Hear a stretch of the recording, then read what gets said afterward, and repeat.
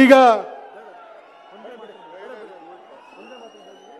ಆಯ್ತಣ್ಣ, ಕುತ್ಕೊಂಡ್ಬಿಡ್ಲಿ ಅಣ್ಣ, ಎಲ್ಲ ಕುತ್ಕೊಂಡ್ಬಿಡ್ಲಿ ಅಣ್ಣ, ಅದೇ ಎಲ್ಲ ಕುತ್ಕೊಂಡ್ಬಿಡ್ಲಿ.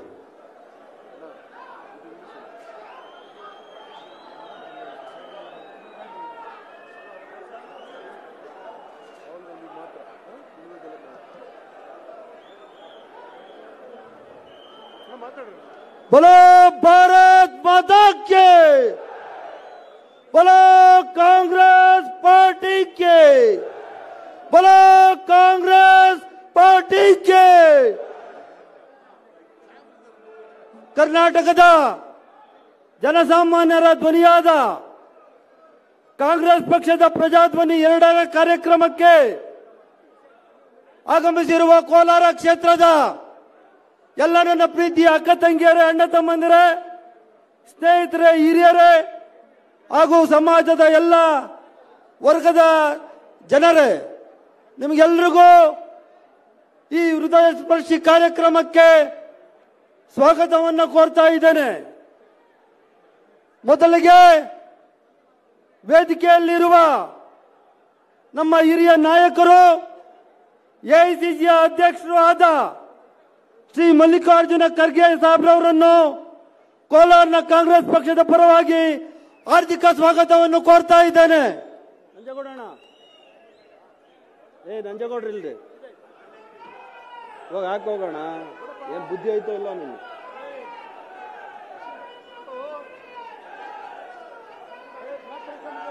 ನಾವು ಹೋಗೋಣ, ಹಾಕು, ಬುದ್ಧಿನೇ ಇಲ್ಲ ನೀನು.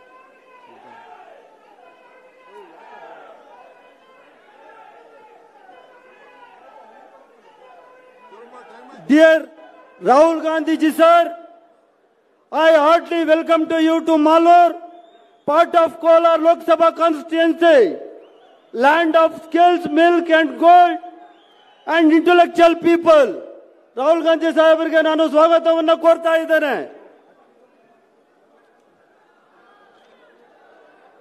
ಕನ್ನಡ ನಾಡಿನ ಜನಪ್ರಿಯ ಮುಖ್ಯಮಂತ್ರಿಗಳು, ರಾಜ್ಯದ ಜನನಾಯಕರು ಆದ ಮಾನ್ಯ ಸಿದ್ದರಾಮಯ್ಯ ಸಾಹೇಬರಿಗೆ ನಾನು ಸ್ವಾಗತವನ್ನು ಕೋರ್ತಾ ಇದ್ದೇನೆ. ಕರ್ನಾಟಕ ಕಾಂಗ್ರೆಸ್ ಪಕ್ಷದ ಅಧ್ಯಕ್ಷರು, ರಾಜ್ಯದ ಉಪಮುಖ್ಯಮಂತ್ರಿಗಳು, ಸಂಘಟನಾ ಚತುರರು ಆದ ಮಾನ್ಯ ಉಪಮುಖ್ಯಮಂತ್ರಿಗಳಾದ ಡಿ.ಕೆ. ಶಿವಕುಮಾರ್ ಅವರಿಗೆ ಸ್ವಾಗತವನ್ನು ಕೋರ್ತಾ ಇದ್ದೇನೆ. ರಾಜ್ಯ ವೇದಿಕೆಯಲ್ಲಿರುವ ಪಕ್ಷದ ಹಿರಿಯ ನಾಯಕರಾದ ಶ್ರೀ ವೀರಪ್ಪ ಮೊಯ್ಲಿರವರಿಗೆ ಸ್ವಾಗತ ಕೋರ್ತಾ ಇದ್ದೇನೆ. ಕೆ.ಎಚ್. ಮುನಿಯಪ್ಪನವರಿಗೆ ಸ್ವಾಗತ ಕೋರ್ತಾ ಇದ್ದೇನೆ. ಹರಿಪ್ರಸಾದ್ ಅವರಿಗೆ ಸ್ವಾಗತ ಕೋರ್ತಾ ಇದ್ದೇನೆ. ಶ್ರೀ ಬಿ.ಕೆ. ಹಾಗೂ ಇಂಡಿಯಾ ಒಕ್ಕೂಟದ ಅಂಗಪಕ್ಷವಾದ ಆಮ್ ಆದ್ಮಿ ಪಾರ್ಟಿಯ ರಾಜ್ಯ ಅಧ್ಯಕ್ಷರಾದ ಮುಖ್ಯಮಂತ್ರಿ ಚಂದ್ರೂರವರಿಗೆ ಸ್ವಾಗತ ಕೋರ್ತಾ ಇದ್ದೇನೆ. ಕರ್ನಾಟಕ ರಾಜ್ಯದ ಸಚಿವರಾದ ಕೃಷ್ಣ ಬೈರೇಗೌಡರಿಗೆ ಸ್ವಾಗತ ಕೋರ್ತಾ ಇದ್ದೇನೆ. ಮಾನ್ಯ ಎಂ.ಸಿ. ಸುಧಾಕರ್ ಅವರಿಗೆ ಆತ್ಮೀಯವಾಗಿ ಸ್ವಾಗತವನ್ನು ಕೋರ್ತಾ ಇದ್ದೇನೆ. ನಮ್ಮ ಪಕ್ಷದ ಹಿರಿಯ ನಾಯಕರಾದ ಮಾನ್ಯ ಶ್ರೀ ರಮೇಶ್ ಕುಮಾರ್ ಸಾಹೇಬರಿಗೆ ಸ್ವಾಗತವನ್ನು ಕೋರ್ತಾ ಇದ್ದೇನೆ. ವಿ ಮುನಿಯಪ್ಪನವರಿಗೆ ಸ್ವಾಗತ ಕೋರ್ತಾ ಇದ್ದೇನೆ. ಕೋಲಾರ ಲೋಕಸಭಾ ಕ್ಷೇತ್ರದ ಮುಖ್ಯಮಂತ್ರಿಗಳು, ರಾಜಕೀಯ ಕಾರ್ಯದರ್ಶಿಗಳು ನಜೀರ್ ಅಹಮದ್ ರವರಿಗೆ, ಅನಿಲ್ ಕುಮಾರ್ ಅವರಿಗೆ, ಎಸ್.ಎನ್. ನಾರಾಯಣ ಸ್ವಾಮಿ ರವರಿಗೆ, ಕೊತ್ತೂರು ಮಂಜುನಾಥ್ ರವರಿಗೆ, ಕೆ.ವೈ. ನಂಜೇಗೌಡರವರಿಗೆ, ಶರತ್ ಬಚ್ಚೇಗೌಡರವರಿಗೆ, ರೂಪಕಲಾ ಶಶಿಧರ್ ಅವರಿಗೆ ಹಾಗೂ ವಿ.ಆರ್. ಸುದರ್ಶನ್ ಅವರಿಗೆ, ಎ.ಆರ್. ನಾಗರಾಜ್ ಯಾದವ್ ಅವರಿಗೆ, ಪಿ.ಆರ್. ರಮೇಶ್ ಅವರಿಗೆ ಹಾಗೂ ವೇದಿಕೆ ಮೇಲೆ ಆಸೀನರಾಗಿರುವಂತಹ ಕಾಂಗ್ರೆಸ್ ಪಕ್ಷದ ಎಲ್ಲ ನನ್ನ ಹಿರಿಯ ಕಿರಿಯ ನಾಯಕರುಗಳಿಗೆ ಸ್ವಾಗತವನ್ನು ಕೋರ್ತಾ ಇದ್ದೇನೆ.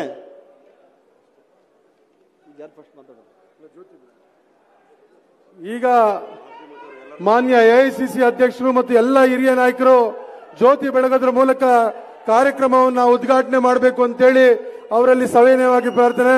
I request honourable AICC president and honourable Rahul Gandhi to light lamp ring to inaugurate.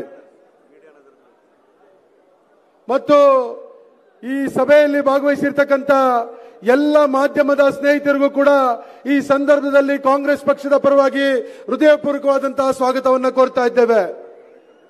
ಮತ್ತು ಕೋಲಾರ ಲೋಕಸಭಾ ಕ್ಷೇತ್ರದ ವ್ಯಾಪ್ತಿಯಿಂದ ಬಂದಿರತಕ್ಕಂತ ಕಾಂಗ್ರೆಸ್ ಪಕ್ಷದ 8 ವಿಧಾನಸಭಾ ಕ್ಷೇತ್ರದ ಕಾಂಗ್ರೆಸ್ ಪಕ್ಷದ ಎಲ್ಲ ಹಿರಿಯ ಮುಖಂಡರು, ಅಣ್ಣ ತಮ್ಮಂದರು, ಅಕ್ಕ ತಂಗಿಯರು ಮತ್ತು ಯುವ ಕಾಂಗ್ರೆಸ್ ಪದಾಧಿಕಾರಿಗಳು, ಮಹಿಳಾ ಕಾಂಗ್ರೆಸ್ ಪದಾಧಿಕಾರಿಗಳು, ಸೇವಾದಳ ಪದಾಧಿಕಾರಿಗಳು ಮತ್ತು ಎಲ್ಲ ಕಾಂಗ್ರೆಸ್ ಪಕ್ಷದ ಬಂಧುಗಳು ಮತ್ತು ಎಲ್ಲ ಮುಖಂಡರಿಗೂ ಕೂಡ ಈ ಸಂದರ್ಭದಲ್ಲಿ ಕಾಂಗ್ರೆಸ್ ಪಕ್ಷದ ಪರವಾಗಿ ಹೃದಯಪೂರ್ವಕವಾದಂತಹ ಸ್ವಾಗತವನ್ನು ಕೋರ್ತಾ ಇದ್ದೇವೆ.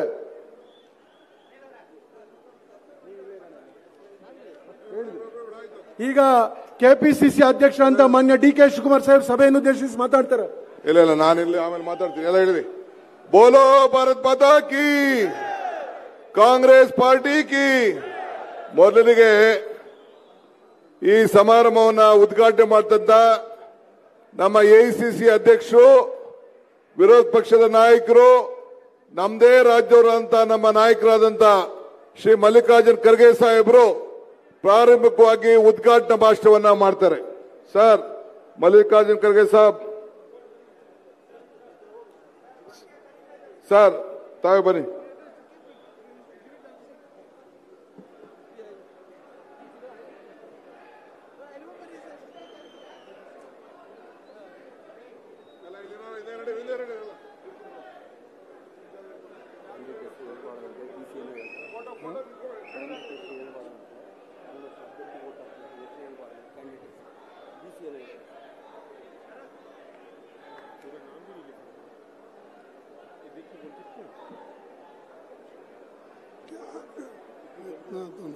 निकाल दो, देखेंगे.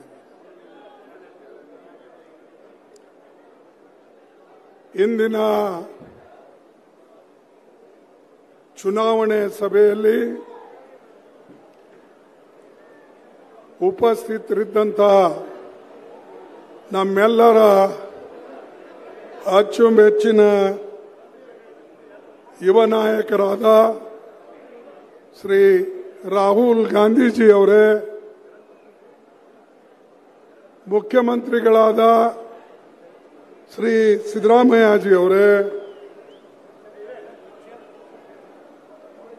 ಉಪಮುಖ್ಯಮಂತ್ರಿಗಳಾದ ಶ್ರೀ ಡಿ.ಕೆ. ಶಿವಕುಮಾರ್ ಅವರೇ, ಕೆ.ಎಚ್. ಮುನಿಯಪ್ಪಾಜಿ ಅವರೇ, ಬಿ.ಕೆ. ಹರಿಪ್ರಸಾದ್ ಜಿ ಅವರೇ, ಹಿರಿಯರಾದ ವೀರಪ್ಪ ಮೊಯ್ಲಿಜಿ ಅವರೇ, ನಾಸೀರ್ ಹುಸೇನ್ ಜಿ ಅವರೇ, ಹಾಗೂ ಈ ನಮ್ಮ ಭೈರತಿ ಸುರೇಶ್ ಅವರೇ, ಆಮೇಲೆ ಸುಧಾಕರ್ ಅವರೇ, ಬಿ.ಕೆ. ಶ್ರೀನಿವಾಸ್ ಅವರೇ, ರಮೇಶ್ ಕುಮಾರ್ ಜಿ ಅವರೇ, ಲಕ್ಷ್ಮೀನಾರಾಯಣ್ ಅವರೇ ಮತ್ತು ಕ್ಷಮಿಸಬೇಕು ಜಿಲ್ಲಾ ಕಾಂಗ್ರೆಸ್ ಕಮಿಟಿ ಅಧ್ಯಕ್ಷರು ಮತ್ತು ವೇದಿಕೆ ಮೇಲೆ ಕುಳಿತಂತ ಎಲ್ಲ ನಾಯಕರುಗಳೇ, ನಾನು ಹೆಚ್ಚು ನಿಮ್ಮ ಸಮಯ ತೆಗೆದುಕೊಳ್ಳೋದಿಲ್ಲ. ರಾಹುಲ್ ಗಾಂಧೀಜಿ ಅವರಿಗೂ ಕೂಡ ಬಹಳ ಬೇಗನೆ ಡೆಲ್ಲಿಗೆ ಹೋಗಬೇಕಾಗಿದೆ. ಕೆಲವು ಕಾರ್ಯಕ್ರಮಗಳು ನಾಳೆ ನಾವು ಇಟ್ಕೊಂಡಿದ್ದೇವೆ, ಸೆಲೆಕ್ಷನ್ ಕಮಿಟಿನೂ ಇದೆ. ಅದಕ್ಕಾಗಿ ನಾನು ಕೆಲವೇ ಮಾತು ನಿಮ್ಮ ಮುಂದೆ ಇಟ್ಟು ನನ್ನ ಭಾಷಣವನ್ನು ಮೊಟಕುಗೊಳಿಸ್ತೇನೆ. ಈ ಚುನಾವಣೆ ಬಹಳ ಮಹತ್ವದ ಚುನಾವಣೆ ಇದೆ. ಜನ ತಿಳ್ಕೊಂಡಿರಬಹುದು, ಇದು ಸಾಧಾರಣ ಚುನಾವಣೆ. ಪ್ರತಿ ಸಲ ಇಂಥ ಚುನಾವಣೆಗಳು ಬರ್ತವೆ ಹೋಗ್ತವೆ, ಅಂಥ ಮಹತ್ವ ಇದರಲ್ಲಿ ಏನಿದೆ ಅಂತ ಹೇಳಿ ಕೆಲವು ಜನ ಭಾವಿಸಬಹುದು. ಈ ಚುನಾವಣೆ ಮಹತ್ವ ನಾವು ತಿಳ್ಕೊಳ್ಬೇಕಾದ್ರೆ 2024ರಲ್ಲಿ ನಾವು ಸೇರಿ ಬಿಜೆಪಿಗೆ ಸೋಲಿಸಿದಾಗ ಮಾತ್ರ ಇದರ ಮಹತ್ವವನ್ನು ನಿಮಗೆ ಗೊತ್ತಾಗ್ತದೆ. ಮೋದಿ ಅವರು ಎಲ್ಲ ಕಡೆ ನಮ್ಮ ವಿರುದ್ಧ ಮಾತಾಡ್ತಾರೆ. ಮೊನ್ನೆ ಮೈಸೂರಿನಲ್ಲಿ ಹೋಗಿ ಮಾತಾಡಿದ್ರು. ಅಲ್ಲಿ ಹೋಗಿ ಅವರು ಭಾಷಣ ಮಾಡಿದ್ದು 30 ನಿಮಿಷ. 10 ನಿಮಿಷ ತನ್ನ ಕಾರ್ಯಕ್ರಮಗಳ ಬಗ್ಗೆ ತಾನು ಮಾಡಿದ್ರ ಬಗ್ಗೆ ಹೇಳಿದ್ರು. 20 ನಿಮಿಷ ಬರೀ ಅವರು ಕಾಂಗ್ರೆಸ್ಗೆ ಬೈದಿತ್ತು. ಇದೇ ಮೋದಿ ಅವರ ಕೊಡುಗೆ. ಮೋದಿ ಅವರು ಈ ಕರ್ನಾಟಕ ರಾಜ್ಯಕ್ಕೆ ಏನು ಕೊಟ್ಟಿದ್ದಾರೆ ಅನ್ನೋದು ಮೊದಲು ಹೇಳಬೇಕು. ಯಾವುದೇ ಬಿಜೆಪಿ ಮುಖಂಡ ನಿಮ್ಮಲ್ಲಿ ಬಂದು ಮತ ಕೇಳಿದಾಗ ನೀವು ಸ್ಪಷ್ಟವಾಗಿ ಅವ್ರಿಗೆ ಕೇಳಬೇಕು, ಏನಪ್ಪಾ ನೀನು ನಮಗೆ ಡ್ರಾಟ್ನಲ್ಲಿ ಹೆಲ್ಪ್ ಮಾಡಿದ್ಯಾ, ಭೀಕರವಾದಂತಹ ಬರಗಾಲ ಬಿದ್ದಿತ್ತು, ಎಷ್ಟು ಹಣ ನಮಗೆ ಕೊಟ್ಟಿದ್ಯಾ ಅಥವಾ ಕೊಡಿಸಿದ್ಯಾ, ಫ್ಲಡ್ ಬಂತು ಎಷ್ಟು ಹಣ ಕೊಡಿಸಿದ್ಯಾ, ನಮ್ಮ ಪಾಲಕ್ಕೆ ಬರಬಹುದಂತ ಕೇಂದ್ರ ಸರ್ಕಾರದ ಹಣ ನಮಗೆ ಎಷ್ಟು ಕೊಟ್ಟಿದ್ಯಾ, ನರೇಗಾದಲ್ಲಿ ಸಿಗಬೇಕಾದಂತ ಹಣ ನೀವು ಎಷ್ಟರ ಮಟ್ಟಿಗೆ ನಮಗೆ ತಲುಪಿಸಿದ್ದೀರಾ, ಇವು ಎಲ್ಲ ಅಂಕಿ ಅಂಶಗಳನ್ನ ನೀವು ಅವರನ್ನ ಕೇಳಬಹುದು. ಮೊನ್ನೆ ಸಿದ್ದರಾಮಯ್ಯನವರು ಇದನ್ನ ಸವಿಸ್ತರವಾಗಿ ಬೆಂಗಳೂರಿನಲ್ಲಿ ಹೇಳಿದ್ದಾರೆ. ಯಾವ ರೀತಿಯ ಕೇಂದ್ರದವರು ಮೋಸ ಮಾಡ್ತಾ ಇದ್ದಾರೆ, ಯಾವ ರೀತಿಯಾಗಿ ನಮಗೆ ಬರ್ತಕ್ಕಂಥ ಹಣ ಇವತ್ತು ಸಿಗ್ತಾ ಇಲ್ಲ. ಅದು ನಮ್ಮ ಬೈರೇಗೌಡರು ಕೂಡ, ಕೃಷ್ಣ ಬೈರೇಗೌಡ ಅವರು ಸ್ಪಷ್ಟವಾಗಿ ನಮ್ಮ ಫೈನಾನ್ಸ್ ಮಿನಿಸ್ಟರ್ ನಿರ್ಮಲಾ ಸೀತಾರಾಮನ್ ಅವರು ಕೇಳಿದಾಗ ಇವರು ಕೇಳಿದ್ದು ಒಂದು ಪ್ರಶ್ನಕ್ಕೆ, ಸಿದ್ದರಾಮಯ್ಯ ಅವರು ಕೇಳಿದ್ದು ಒಂದು ಪ್ರಶ್ನಕ್ಕೆ, ಶಿವಕುಮಾರ್ ಕೇಳಿದ್ದು ಒಂದು ಪ್ರಶ್ನಕ್ಕೂ ಕೂಡ ಅವರು ಉತ್ತರ ಕೊಟ್ಟಿಲ್ಲ. ಇಂಥ ಕೆಟ್ಟ ಸರ್ಕಾರಕ್ಕೆ ನೀವು ತೆಗೆದು ಹಾಕಬೇಕು, ಇಟ್ಕೊಳ್ಬೇಕು. ತೆಗೆದು ಹಾಕ್ತಿರಲ್ಲ, ಏನ್ ಇಷ್ಟು ಜನ ಸೇರಿ ತೆಗೆದು ಹಾಕ್ತೇವಂತ ಹೇಳಿ ನಿಮ್ಮ ಒಂದು ಧ್ವನಿಗೆ ಅವ್ರು ಓಡಿ ಹೋಗ್ಬೇಕು. ಆ ರೀತಿಯಾಗಿ ಹೇಳಿ ಬಂಧುಗಳೇ, ಕಾಂಗ್ರೆಸ್ ಪಾರ್ಟಿ ಸಾಕಷ್ಟು ಈ ದೇಶಕ್ಕೆ ಕೆಲಸ ಮಾಡಿದೆ. ಒಂದು ಕಾಲದಲ್ಲಿ ಕೋಲಾರ ಜಿಲ್ಲೆ ಅಂದರೆ ಬರಗಾಲ ಪೀಡಿತವಾದಂಥದ್ದು. ಆಮೇಲೆ ಈ ಕೋಲಾರ ಜಿಲ್ಲೆ ರೇಷ್ಮೆಗೆ ಮತ್ತು ಹಾಲಿಗೆ, ಮಿಲ್ಕ್ ಅಂಡ್ ಸಿಲ್ಕ್ ಇದಕ್ಕೆ ಪ್ರಸಿದ್ಧವಾಯಿತು.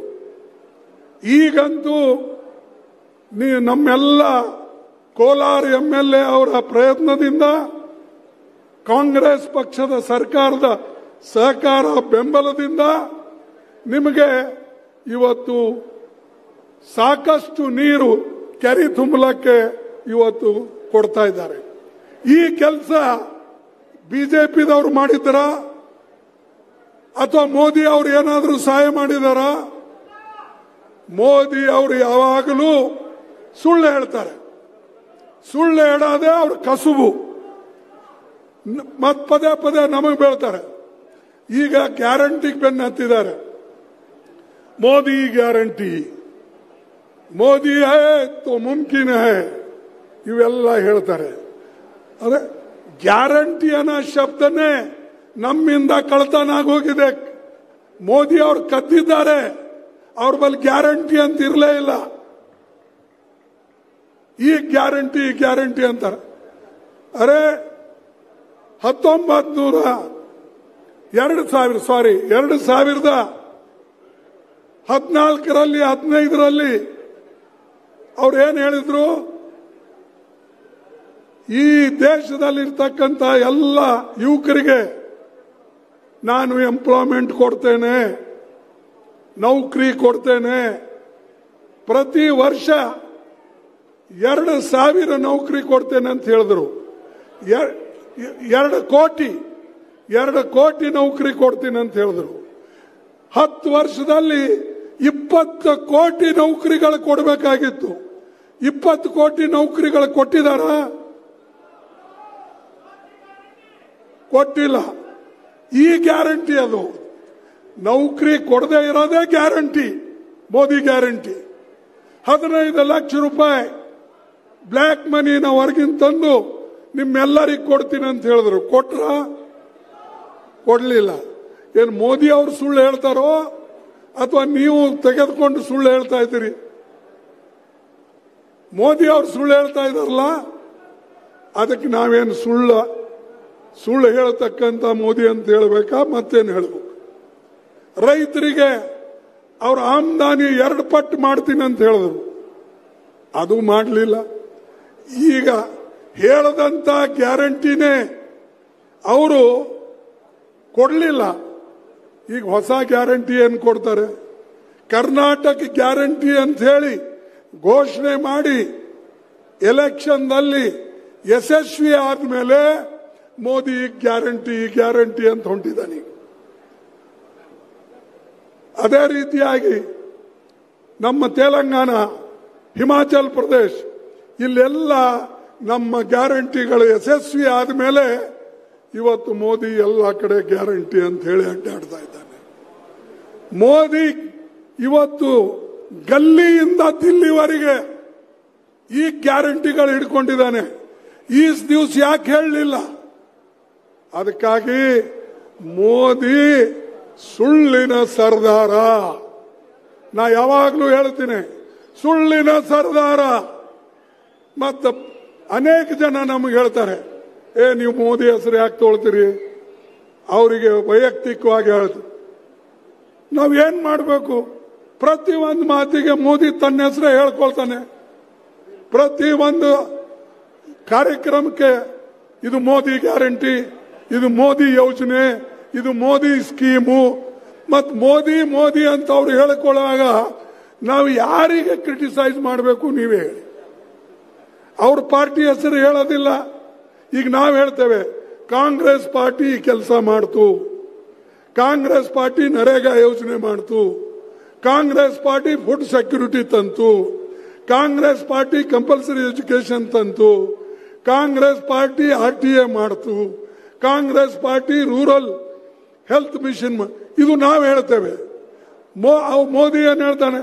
ಇದು ಮೋದಿ ಮಾಡ್ದ, ಇದು ಮಾಡಿದ್ದೇನೂ ಇಲ್ಲ, ಮುಂದೆ ಆಗೋದು ಮೋದಿ ಗ್ಯಾರಂಟಿ ಅಂತ ಹೇಳ್ತಾ ಇದ್ದಾನೆ. ಅದಕ್ಕೆ ದಯವಿಟ್ಟು ನೀವೆಲ್ಲರೂ ಕೂಡ ಇವತ್ತು ಮನಸ್ಸು ಮಾಡಿ ಕಾಂಗ್ರೆಸ್ ಪಾರ್ಟಿಗೆ ಗೆಲ್ಲಿಸ್ತಕ್ಕಂಥದ್ದು ಮಾಡಬೇಕು. ಮತ್ತು ಕಾಂಗ್ರೆಸ್ ಅಭ್ಯರ್ಥಿಗಳಿಗೆ ನೀವು ಹಸ್ತಕ್ಕೆ ಮತ ಹಾಕಿ ಭಾರಿ ಬಹುಮತದಿಂದ ಗೆಲ್ಲಿಸಬೇಕು ಅಂತ ಹೇಳಿ ನಾನು ಕಳಕಳಿಯಿಂದ ನಿಮಗೆ ಕೇಳ್ಕೊಳ್ತೇನೆ. ಇದಕ್ಕಿನ್ನ ಹೆಚ್ಚು ನಾ ಮಾತಾಡೋದಿಲ್ಲ. ಸಾಕಷ್ಟು ಹೇಳ್ತಕ್ಕಂಥದ್ದು ಮಟೀರಿಯಲ್ ನಮ್ಮಲ್ಲಿದೆ.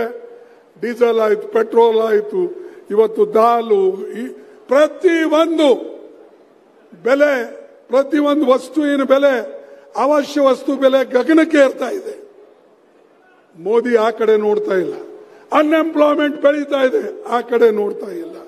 ಅದಕ್ಕೆ ಇವತ್ತು ಈ ಚುನಾವಣೆ ಗುರಿ ಏನಂದ್ರೆ ಈ ದೇಶದ ಸಂವಿಧಾನ ಉಳಿಸಬೇಕು. ಅದೇ ನಮ್ಮ ಗುರಿ. ಅದಕ್ಕಾಗಿ ನೀವು ಓಟ್ ಕೊಡಿ. ಈ ದೇಶದ ಪ್ರಜಾತಂತ್ರ ಉಳಿಸಬೇಕು, ಅದೇ ನಮ್ಮ ಗುರಿ. ಅದಕ್ಕಾಗಿ ನೀವು ಓಟ್ ಕೊಡಿ. ಯುವಕರಿಗೆ ನೌಕರಿ ಕೊಡಬೇಕು, ಅದಕ್ಕಾಗಿ ಓಟ್ ಕೊಡಿ. ಹೆಣ್ಣು ಮಕ್ಕಳಿಗೆ ಶಕ್ತಿ ತುಂಬಬೇಕು. ಈಗ ನಮ್ಮ 5 ಗ್ಯಾರಂಟಿ ಇವೆ. ರಾಹುಲ್ ಗಾಂಧಿ ಅವರು 5 ನ್ಯಾಯ ಯೋಜನೆಗಳನ್ನು ಮಾಡಿದ್ರು. ಆ 5 ಯೋಜನೆಗಳಲ್ಲಿ ಯುವ ನ್ಯಾಯ ಇದೆ, ಇದು ಯುವಕರಿಗೆ. ಆಮೇಲೆ ಮಹಿಳಾ ನ್ಯಾಯ, ನಾರಿ ನ್ಯಾಯ, ಇದು ಹೆಣ್ಣು ಮಕ್ಕಳಿಗಿದೆ. ಅದೇ ರೀತಿಯಾಗಿ ಶ್ರಮ ನ್ಯಾಯ, ಆಮೇಲೆ ಹಿಸ್ಸೆದಾರಿ ನ್ಯಾಯ, ಈ ರೀತಿಯಾಗಿ ಅನೇಕ ನ್ಯಾಯಗಳು. ಅದರ ಒಳಗಡೆ 25 ಗ್ಯಾರಂಟಿಗಳು ನಾವು ಮಾಡಿದ್ದೇವೆ. ನಮ್ಮ ಸರ್ಕಾರ ಬಂತಂದ್ರೆ ಇದು 100ಕ್ಕೆ 100 ಯಾವ ರೀತಿಯ ಕರ್ನಾಟಕದಲ್ಲಿ ಇಂಪ್ಲಿಮೆಂಟ್ ಆಗಿದೆ ಹಾಗೆ ಅಖಿಲ ಭಾರತದಲ್ಲಿ ನಮ್ಮ ಹಿಂದೂಸ್ತಾನದಲ್ಲಿ ನಾವು ನಮ್ಮ ರಾಹುಲ್ ಜಿ ಅವರ ನೇತೃತ್ವದಲ್ಲಿ ಮಾಡಿ ತೋರಿಸ್ತೇವೆ ಅನ್ನತಕ್ಕಂಥ ಮಾತನ್ನ ನಾನು ಇವತ್ತು ಹೇಳಕ್ಕೆ ಇಲ್ಲಿ ನಿಂತಿದ್ದೇನೆ. ಅದಕ್ಕೆ ದಯವಿಟ್ಟು ತಾವು ಮತ ಕೊಡಿ, ಪ್ರಜಾಪ್ರಭುತ್ವ ಉಳಿಸಕ್ಕೆ ಮತ ಕೊಡಿ, ಸಂವಿಧಾನ ಉಳಿಸಕ್ಕೆ ಮತ ಕೊಡಿ. ಇದು ಒಂದು ಮಹತ್ವದ ಕಾರಣ. ಇದಕ್ಕಾಗಿ ಮತ ಕೊಟ್ಟು ಗೆಲ್ಲಿಸಬೇಕು ಅಂತ ಹೇಳಿ ಕೇಳಿಕೊಂಡು ನನ್ನ ಮಾತು ಮುಗಿಸ್ತೇನೆ. ನಿಮ್ಮೆಲ್ಲರಿಗೆ ವಂದನೆಗಳು. ಜೈ ಹಿಂದ್. ಅರೆ ಏನು ಎಷ್ಟು ಸಪ್ಪಗಿದ್ರಿ. ಜೈ ಹಿಂದ್, ಜೈ ಹಿಂದ್, ಜೈ ಹಿಂದ್, ಜೈ ಕಾಂಗ್ರೆಸ್, ಜೈ ಕಾಂಗ್ರೆಸ್, ಜೈ ಕಾಂಗ್ರೆಸ್. ಈಗ ನಿಮ್ಮ ಮುಂದೆ ರಾಹುಲ್ ಗಾಂಧೀಜಿ ಅವರು ಮಾತಾಡ್ತಾರೆ, ತದನಂತರ ಮುಖ್ಯಮಂತ್ರಿಗಳು ಮಾತಾಡ್ತಾರೆ. ದಯವಿಟ್ಟು ಕೇಳಬೇಕು ಅಂತ ಹೇಳಿ ನಾನು ನಿಮ್ಮೆಲ್ಲರಿಗೆ ಧನ್ಯವಾದಗಳನ್ನು ಹೇಳಿ ನನ್ನ ಮಾತು ಮುಗಿಸ್ತೇನೆ.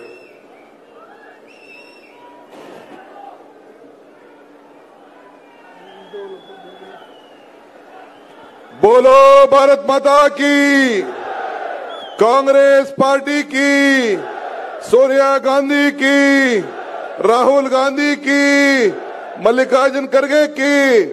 ಈಗ ತಮ್ಮನ್ನು ಉದ್ದೇಶಿಸಿ ನಮ್ಮ ಎಐಸಿಸಿಯ ಮಾಜಿ ಅಧ್ಯಕ್ಷರಾದಂತಹ ರಾಹುಲ್ ಗಾಂಧಿ ಅವರು ನಿಮಗೋಸ್ಕರ ಇಡೀ ಕಾಶ್ಮೀರದಿಂದ ಕನ್ಯಾಕುಮಾರಿವರೆಗೂ, ಕನ್ಯಾಕುಮಾರಿಯಿಂದ ಕಾಶ್ಮೀರವರೆಗೂ ಭಾರತ್ ಜೋಡೆ ಯಾತ್ರೆ ಮಾಡಿದಂತ ನಮ್ಮ ನಾಯಕರು ತಮ್ಮನ್ನು ಉದ್ದೇಶಿಸಿ ಮಾತನಾಡ್ತಾರೆ.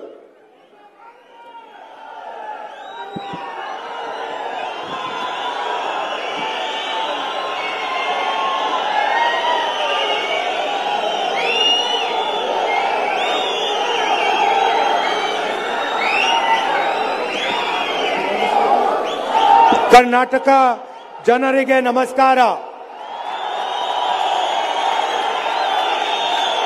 Kharge G, Congress president Siddaramaiah ji, our chief minister DK Shivkumar ji, K.H. Munyappa ji, senior leaders of the Congress party, my beloved party workers, friends from the media, brothers and sisters, I'd like to welcome all of you here today.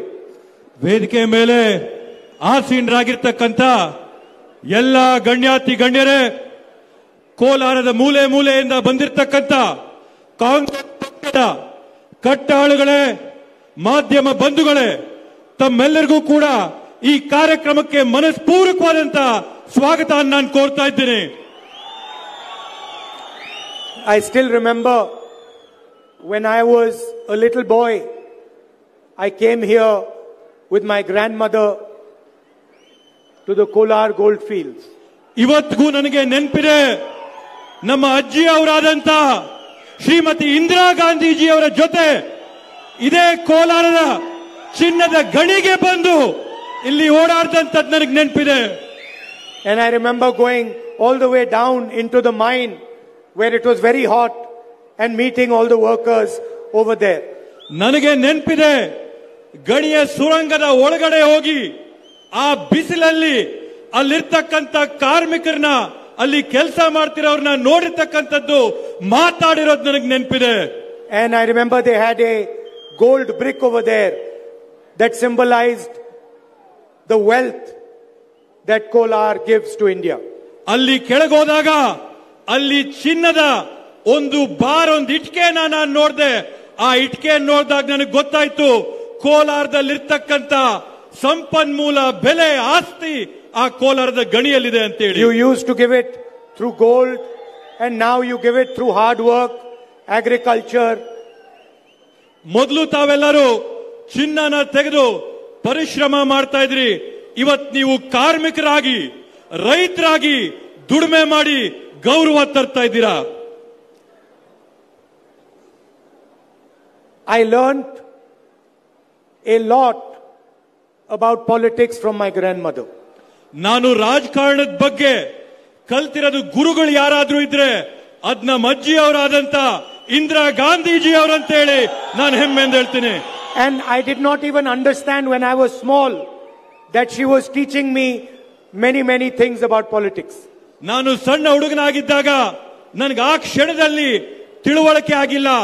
ನಮ್ಮ ಅಜ್ಜಿ ನುಡಿದಂತ ಪ್ರತಿಯೊಂದು ಪದ ಕೂಡ ನನಗೆ ರಾಜಕಾರಣಕ್ಕೆ ತಯಾರು ಮಾಡಿಕೊಡ್ತಾ ಇದ್ದಾರೆ ಅಂತ ಹೇಳಿ. Now many people they think politics is very complicated. ಸುಮಾರು ಜನ ಏನ್ ಅನ್ಕೊಂಡಿದ್ದಾರೆ ಅಂದ್ರೆ ರಾಜಕಾರಣ ತುಂಬಾ ಕಷ್ಟದ ಕೆಲಸ, ಚದುರಂಗದ ಆಟ ಅನ್ಕೊಂಡಿದ್ದಾರೆ.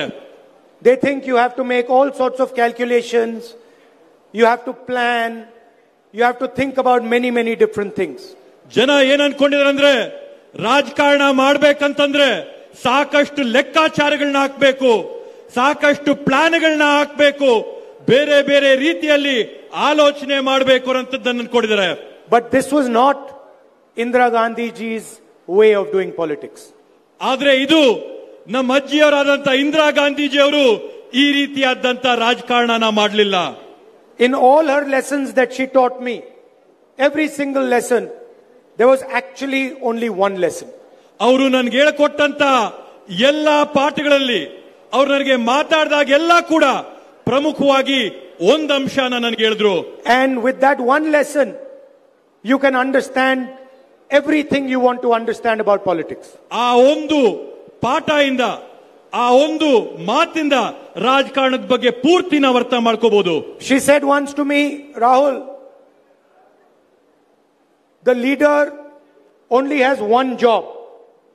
ಅವರು ನನಗೆ ಒಂದ್ ಮಾತು ಹೇಳಿದ್ರು, ರಾಹುಲ್, ನಾಯಕನಂತಂದ್ರೆ ನಾಯಕ ನನಗಿರ್ತಕ್ಕಂಥದ್ದು ಒಂದೇ ಕೆಲಸ and one technique. ಮತ್ತೆ ಒಂದು ತರದ ಪದ್ಧತಿ. All the leader has to do is search carefully for unfairness. ಒಬ್ಬ ನಾಯಕ ಏನ್ ಮಾಡ್ಬೇಕಂದ್ರೆ ಹುಡುಕಿ ಸಮಾಜದಲ್ಲಿರ್ತಕ್ಕಂಥ ತಾರತಮ್ಯಗಳನ್ನ ಗುರುತಿಸಂತ ಲಕ್ಷಣ ನಾಯಕ. And where one sees unfairness, without any fear, without backing down, one must challenge that unfairness.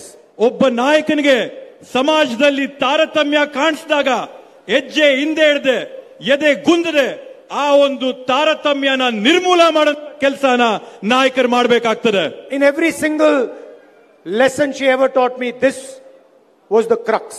ಅವರು ನನಗೆ ಹೇಳಿಕೊಟ್ಟಂತ ಹಲವಾರು ಪಾಠಗಳಲ್ಲಿ ಇದೇ ಅತ್ಯಂತ ಪ್ರಮುಖವಾದಂತ ಪಾಠ.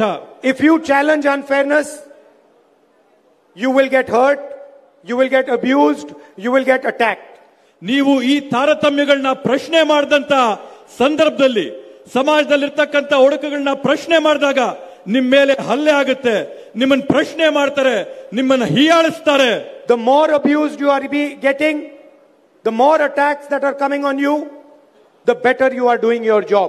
ನಿಮ್ಮ ಮೇಲೆ ಎಷ್ಟು ಹಲ್ಲೆ ಆಗುತ್ತೆ, ನಿಮ್ಮನ್ನ ಜನ ಎಷ್ಟು ಹೀಯಾಳಿಸ್ತಾರೆ, ಎಷ್ಟು ಅವಮಾನ ಮಾಡ್ತಾರೆ, ಅಷ್ಟೇ ಒಳ್ಳೆ ಕೆಲಸ ನೀವು ಮಾಡ್ತಾ ಇದ್ದೀರಂತ ಅದು ಸೂಚನೆ ಇದೆ. And your only duty is never to get scared, never to back down. ನಿಮ್ಮ ಒಂದೇ ಕರ್ತವ್ಯ ಎಂದಿಗೂ ಕೂಡ ಭಯ ಪಡಬಾರದು, ಎಂದಿಗೂ ಕೂಡ ಒಂದ್ ಹೆಜ್ಜೆ ಹಿಂದಕ್ಕಿಡಬಾರದು ಅನ್ನೋ ಒಂದು ಮಾತು. This is the only real lesson in politics and in life also. ಇದು ರಾಜಕಾರಣದಲ್ಲಾಗಿರ್ಬೋದು, ಸರ್ವೇ ಸಾಮಾನ್ಯ ಬದುಕಿನಲ್ಲಾಗಿರ್ಬೋದು, ನಾವು ಪ್ರತಿದಿನ ಅಳವಡಿಸ್ಕೋಬೇಕಾದ್ದು ಇದು ಒಂದು ಪಾಠ ಮಾತ್ರ. And if you look at India today, you will find that the government in Delhi is the master of spreading unfairness. ಇವತ್ತು ನೀವು ಒಂದು ಮಾತನ್ನ ಸೂಕ್ಷ್ಮವಾಗಿ ಗಮನಿಸಿದ್ರೆ, ಈ ದೇಶದಲ್ಲಿ ದೆಹಲಿಯಲ್ಲಿ ಕೇಂದ್ರದಲ್ಲಿರ್ತಕ್ಕಂಥ ಸರ್ಕಾರ ಏನಿದೆ, ಈ ತಾರತಮ್ಯಗಳನ್ನ, ಅನ್ಯಾಯನ ಹರಡಿಸೋದ್ರಲ್ಲಿ ನಂಬರ್ 1 ಇದೆ. I will give you some examples. ನಾನು ನಿಮಗೆ ಕೆಲವೊಂದು ಉದಾಹರಣೆ ಕೊಡ್ತೀನಿ. The richest men in this country, 25 rich men, billionaires. The Prime Minister has forgiven 16 lakh crore rupees in bank loans to these people. ಇವತ್ತು ಈ ದೇಶದಲ್ಲಿರ್ತಕ್ಕಂಥ ಸುಮಾರು 25 ಜನ ಬಂಡವಾಳ ಶಾಹಿಗಳು, ಕೋಟ್ಯಾಧೀಶ್ವರರು, ಇವರಿಗೆಲ್ಲರಿಗೂ ಕೂಡ ಈ ದೇಶದ ಪ್ರಧಾನ ಮಂತ್ರಿಗಳು 16 ಲಕ್ಷ ಕೋಟಿ ರೂಪಾಯಿಗಳ ಸಾಲನ ಇವತ್ತು ಮನ್ನಾ ಮಾಡಿದ್ದಾರೆ. The common citizen immediately, when he hears such a number, he asks, how big is this number? What does this number actually mean? ಒಬ್ಬ ಸಾಮಾನ್ಯ ಪ್ರಜೆಗೆ ಇಂಥ ಒಂದು ದೊಡ್ಡ ಸಂಖ್ಯೆ ಕೇಳಿದಾಗ ಅವನ ಮನಸ್ಸಲ್ಲಿ ಸಹಜವಾಗಿ ಒಂದು ಪ್ರಶ್ನೆ ಬರ್ತದೆ, 16 ಲಕ್ಷ ಕೋಟಿ ಅಂದ್ರೆ ಏನು, ಇದು ಯಾವ್ದಾಗುತ್ತೆ ಅಂತ ಹೇಳಿ. And the answer is very simple. The Prime Minister gave 22 people the amount of money that is required to run Manrega in India for 24 years. ಇದಕ್ಕಿರ್ತಕ್ಕಂತ ಉತ್ತರ ಸರಳವಾದಂತ ಉತ್ತರ. ಪ್ರಧಾನ ಮಂತ್ರಿಗಳು ಕೇವಲ 22 ಜನಕ್ಕೆ 16 ಲಕ್ಷ ಕೋಟಿಗಳು ಕೊಟ್ಟು ನರೇಗಾ ಯೋಜನೆ ಅಡಿಯಲ್ಲಿ 25 ವರ್ಷ ನಾವೇನೇನು ಕಾಮಗಾರಿಗಳನ್ನ ಮಾಡಬಹುದು ಅದು 22 ಜನಕ್ಕೆ ಮಾತ್ರ ಕೊಟ್ಟಿದ್ದಾರೆ. You remember that when we were in power in Delhi, we did a farm loan waiver and we forgave the bank loans of India's farmers. ತಮಗ್ ನೆನಪಿರಬಹುದು, ಕೇಂದ್ರದಲ್ಲಿ ನಮ್ಮ ಕಾಂಗ್ರೆಸ್ ಸರ್ಕಾರ ಇದ್ದಂತ ಸಂದರ್ಭದಲ್ಲಿ ರೈತರ ಸಾಲಗಳನ್ನ ಮನ್ನಾ ಮಾಡಿದಂತ ಸರ್ಕಾರ ನಮ್ಮ ಕಾಂಗ್ರೆಸ್ ಸರ್ಕಾರ ಅಂತ ನೆನಪಿದೆ. There are crores and crores of farmers in India. ಈ ದೇಶದಲ್ಲಿ ಕೋಟ್ಯಾಂತರ ರೈತರು ಇವತ್ತು ಬದುಕು ಮಾಡ್ತಾ ಇದ್ದಾರೆ. Now, if we started today and we forgave the farmers' bank loans for the next 24 years, it would still not amount to the money that Narendra Modi has given 25 business people. ನಾವು ಇವತ್ತು ಈ ತಕ್ಷಣ ಪ್ರಾರಂಭ ಮಾಡಿ ರೈತರ ಸಾಲಗಳನ್ನೆಲ್ಲ ಕೂಡ ಮನ್ನಾ ಮಾಡಿದ್ರೆ ಮುಂದೆ ಬರಂತ 24 ವರ್ಷ ನಾವೇನ್ ಸಾಲ ಮನ್ನಾ ಮಾಡ್ತೀವೋ ಅದಕ್ಕಿಂತ ಜಾಸ್ತಿ ಸಾಲ ಮನ್ನಾ ನರೇಂದ್ರ ಮೋದಿ ಅವರು ಅವ್ರ ಸ್ನೇಹಿತರಿಗೆ 22 ಜನಕ್ಕೆ ಸಾಲ ಮನ್ನಾ What you have done for 22 people is an insult to every single farmer in India. ನೀವು ನಿಮ್ಮ 22 ಸ್ನೇಹಿತರಿಗೆ ಮಾಡಿರ್ತಕ್ಕಂತ ಒಂದು ಸಹಾಯ ಈ ದೇಶದಲ್ಲಿರ್ತಕ್ಕಂತ ಪ್ರತಿಯೊಬ್ಬ ರೈತನಿಗೂ ಕೂಡ ನೀವು ಮಾಡಿರ್ತಕ್ಕಂತ ಅನ್ಯಾಯ, ಅವಮಾನ ಅಂತ ಈ ಸಂದರ್ಭದಲ್ಲಿ ನಾನು It is a crime against every farmer's family. ಇದು ನೀವು ಮಾಡಿರ್ತಕ್ಕಂತ ಪ್ರತಿಯೊಂದು ರೈತರ ಕುಟುಂಬದ ವಿರುದ್ಧವಾಗಿ ಮಾಡಿರ್ತಕ್ಕಂತ ಅನ್ಯಾಯ, ಅಗೌರವ ಅಂತ ಹೇಳ್ತೀನಿ. And you say nothing when the farmers ask you for the same exact thing. ರೈತರು ನಿಮ್ಮನ್ನ ಸಾಲ ಮನ್ನಾ ಮಾಡೋದಕ್ಕೆ ಮನವಿ ಮಾಡಿದಾಗ ನಿಮ್ ಬಾಯಿಂದ ಕನಿಷ್ಠ ಒಂದು ಪದ, ಒಂದು ಶಬ್ದ ಕೂಡ ಹೊರಗೆ ಬರಲಿಲ್ಲ. The situation in India today is that 22 people have the same amount of money as 70 crore people. ಇವತ್ತು ಭಾರತ ದೇಶದ ಪರಿಸ್ಥಿತಿ ಯಾವ ತರ ಇದೆ ಅಂತಂದ್ರೆ 22 ಬಂಡವಾಳ ಶಾಹಿಗಳ ಹತ್ರ ಎಷ್ಟು ಆಸ್ತಿ ಇದೆಯೋ ಈ ದೇಶದಲ್ಲಿರ್ತಕ್ಕಂಥ ಉಳಿದ 70 ಕೋಟಿ ಜನರ ಹತ್ರ ಅಷ್ಟು ಆಸ್ತಿ ಇದೆ. Please look at the front row of this stage. There are approximately 22 people sitting in the front row of this stage. ಇವತ್ತು ಈ ವೇದಿಕೆನ ನೀವು ಗಮನಿಸಿ, ಈ ವೇದಿಕೆ ಮೇಲೆ ಅಂದಾಜ್ ಮೇಲೆ 22 ಜನ ಮುಂದೆ ಕೂತಿದ್ದಾರೆ. In India, 22 people, just the number of people sitting on this stage, own as much as half of India's population. ವಿಶೇಷವಾಗಿ ಗಮನಿಸಿ, ಈ ವೇದಿಕೆಯಲ್ಲಿರತಕ್ಕಂಥ ಎಷ್ಟು ಜನ ಇರಬಹುದು, ಒಂದು 22 ಜನ ಈ ದೇಶದಲ್ಲಿರ್ತಕ್ಕಂಥ 70 ಕೋಟಿ ಪ್ರಜೆಗಳ ಆಸ್ತಿ 22 ಜನರ ಹತ್ರ ಮಾತ್ರ ಇದೆ. They have unlimited money, unlimited resources. They can dream any dream they want, and the rest of India just watches them. ಅವರ ಹತ್ರ ಬೇಕಾದಷ್ಟು ಕಾಸು, ಹಣ ಇದೆ, ಕನಸಿಲ್ದಷ್ಟು ಅವ್ರ ಹತ್ರ ಸಂಪನ್ಮೂಲಗಳಿದೆ, ಆಸ್ತಿ, ಅಂತಸ್ತು, ಐಶ್ವರ್ಯ ಇದೆ. ಅವರು ಏನ್ನ ಕನಸಲ್ಲಿ ಊಹೆ ಮಾಡ್ತಾರೋ ಅದನ್ನೆಲ್ಲವನ್ನೂ ಕೂಡ ಪಡ್ಕೊಳ್ಳಂತ ಶಕ್ತಿ ಇದೆ. ನೀವು ಪ್ರಜೆಗಳು ಅದನ್ನ ಕೂತಿ ನೋಡ. Wherever Mr. Adani wants money, doesn't matter how poor the family is, doesn't matter if they are starving. If Mr. Adani wants that land, Mr. Narendra Modi can get him that land. ಇವತ್ತು ಪರಿಸ್ಥಿತಿ ಯಾವ ತರ ಆಗಿದೆ ಅಂತಂದ್ರೆ, ಅದಾನಿ ಅವ್ರಿಗೆ ಯಾವ ರೈತನ ಭೂಮಿ ಬೇಕೋ ಆ ರೈತನ ಸಂಕಷ್ಟದಲ್ಲಿರ್ಲಿ, ಹೊಟ್ಟೆ ಹಾಸ್ಕೊಂಡಿರ್ಲಿ, ಕಾಸಿಲ್ದೇ ಇರ್ಲಿ, ನರೇಂದ್ರ ಮೋದಿ ಆ ಭೂಮಿನ ಕಿತ್ತು ಅದಾನಿ ಅಂಬಾನಿ ಕೈ ಕೊಡ್ತಾರೆ. He wants Mumbai airport. The owner will get a CBI case and soon will hand the airport to Adani. Adani ಅವ್ರಿಗೆ ಮುಂಬೈಯಲ್ಲಿರ್ತಕ್ಕಂಥ ಏರ್ಪೋರ್ಟ್ ಬೇಕು ಅಂತ ಅವ್ರು ಆಸೆ ಪಟ್ರೆ, ನರೇಂದ್ರ ಮೋದಿ ಅವರು ಅವ್ರ ಹತ್ರ ಇರ್ತಕ್ಕಂಥ ಇಡಿನ, ಐಟಿನ, ಸಿಬಿಐನ ಅವ್ರ ಮೇಲ್ ಬಿಟ್ಟು ಆ ಏರ್ಪೋರ್ಟ್ ನ ಅದಾನಿ ಕೈ ಕೊಡ್ತಾರೆ. He wants the storage facility of our farmers. He will get the storage facilities of our farmers. ಇವತ್ತು ಅವ್ರಿಗೆ ರೈತರ ಗೋದಾಮುಗಳು ಬೇಕಂತಂದ್ರೆ, ನಾವು ಶೇಖರಣೆ ಮಾಡಿರ್ತಕ್ಕಂಥ ಬೆಳೆಗಳು ಬೇಕಂತಂದ್ರೆ ನರೇಂದ್ರ ಮೋದಿ ಅದಾನಿಗೆ ಅದನ್ನ ಕೊಡ್ತಾರೆ. Wherever you look, these 22 people have access. ನೀವೆಲ್ಲಾದ್ರೂ ನೋಡ್ರಿ, ಏನನ್ನ ಗಮನಿಸ್ರಿ, ಈ 22 ಜನ ಏನನ್ ಬೇಕಾದ್ರೂ ಸರ್ವವ್ಯಾಪಿಯಾಗಿ ಎಲ್ಲವನ್ನೂ ಕೂಡ ಪಡ್ಕೋತಾರೆ. If you look at India's population, 15% of India is from the Dalit community. ಇವತ್ತು ನೀವು ಭಾರತದ ಜನಸಂಖ್ಯೆಯನ್ನ ಗಮನಿಸಿದ್ರೆ 15% ಜನ ಇವತ್ತು ದಲಿತ ಸಮುದಾಯಕ್ಕೆ ಸೇರಂತವರಾಗಿರ್ತಾರೆ. 8% of India is from the tribal community.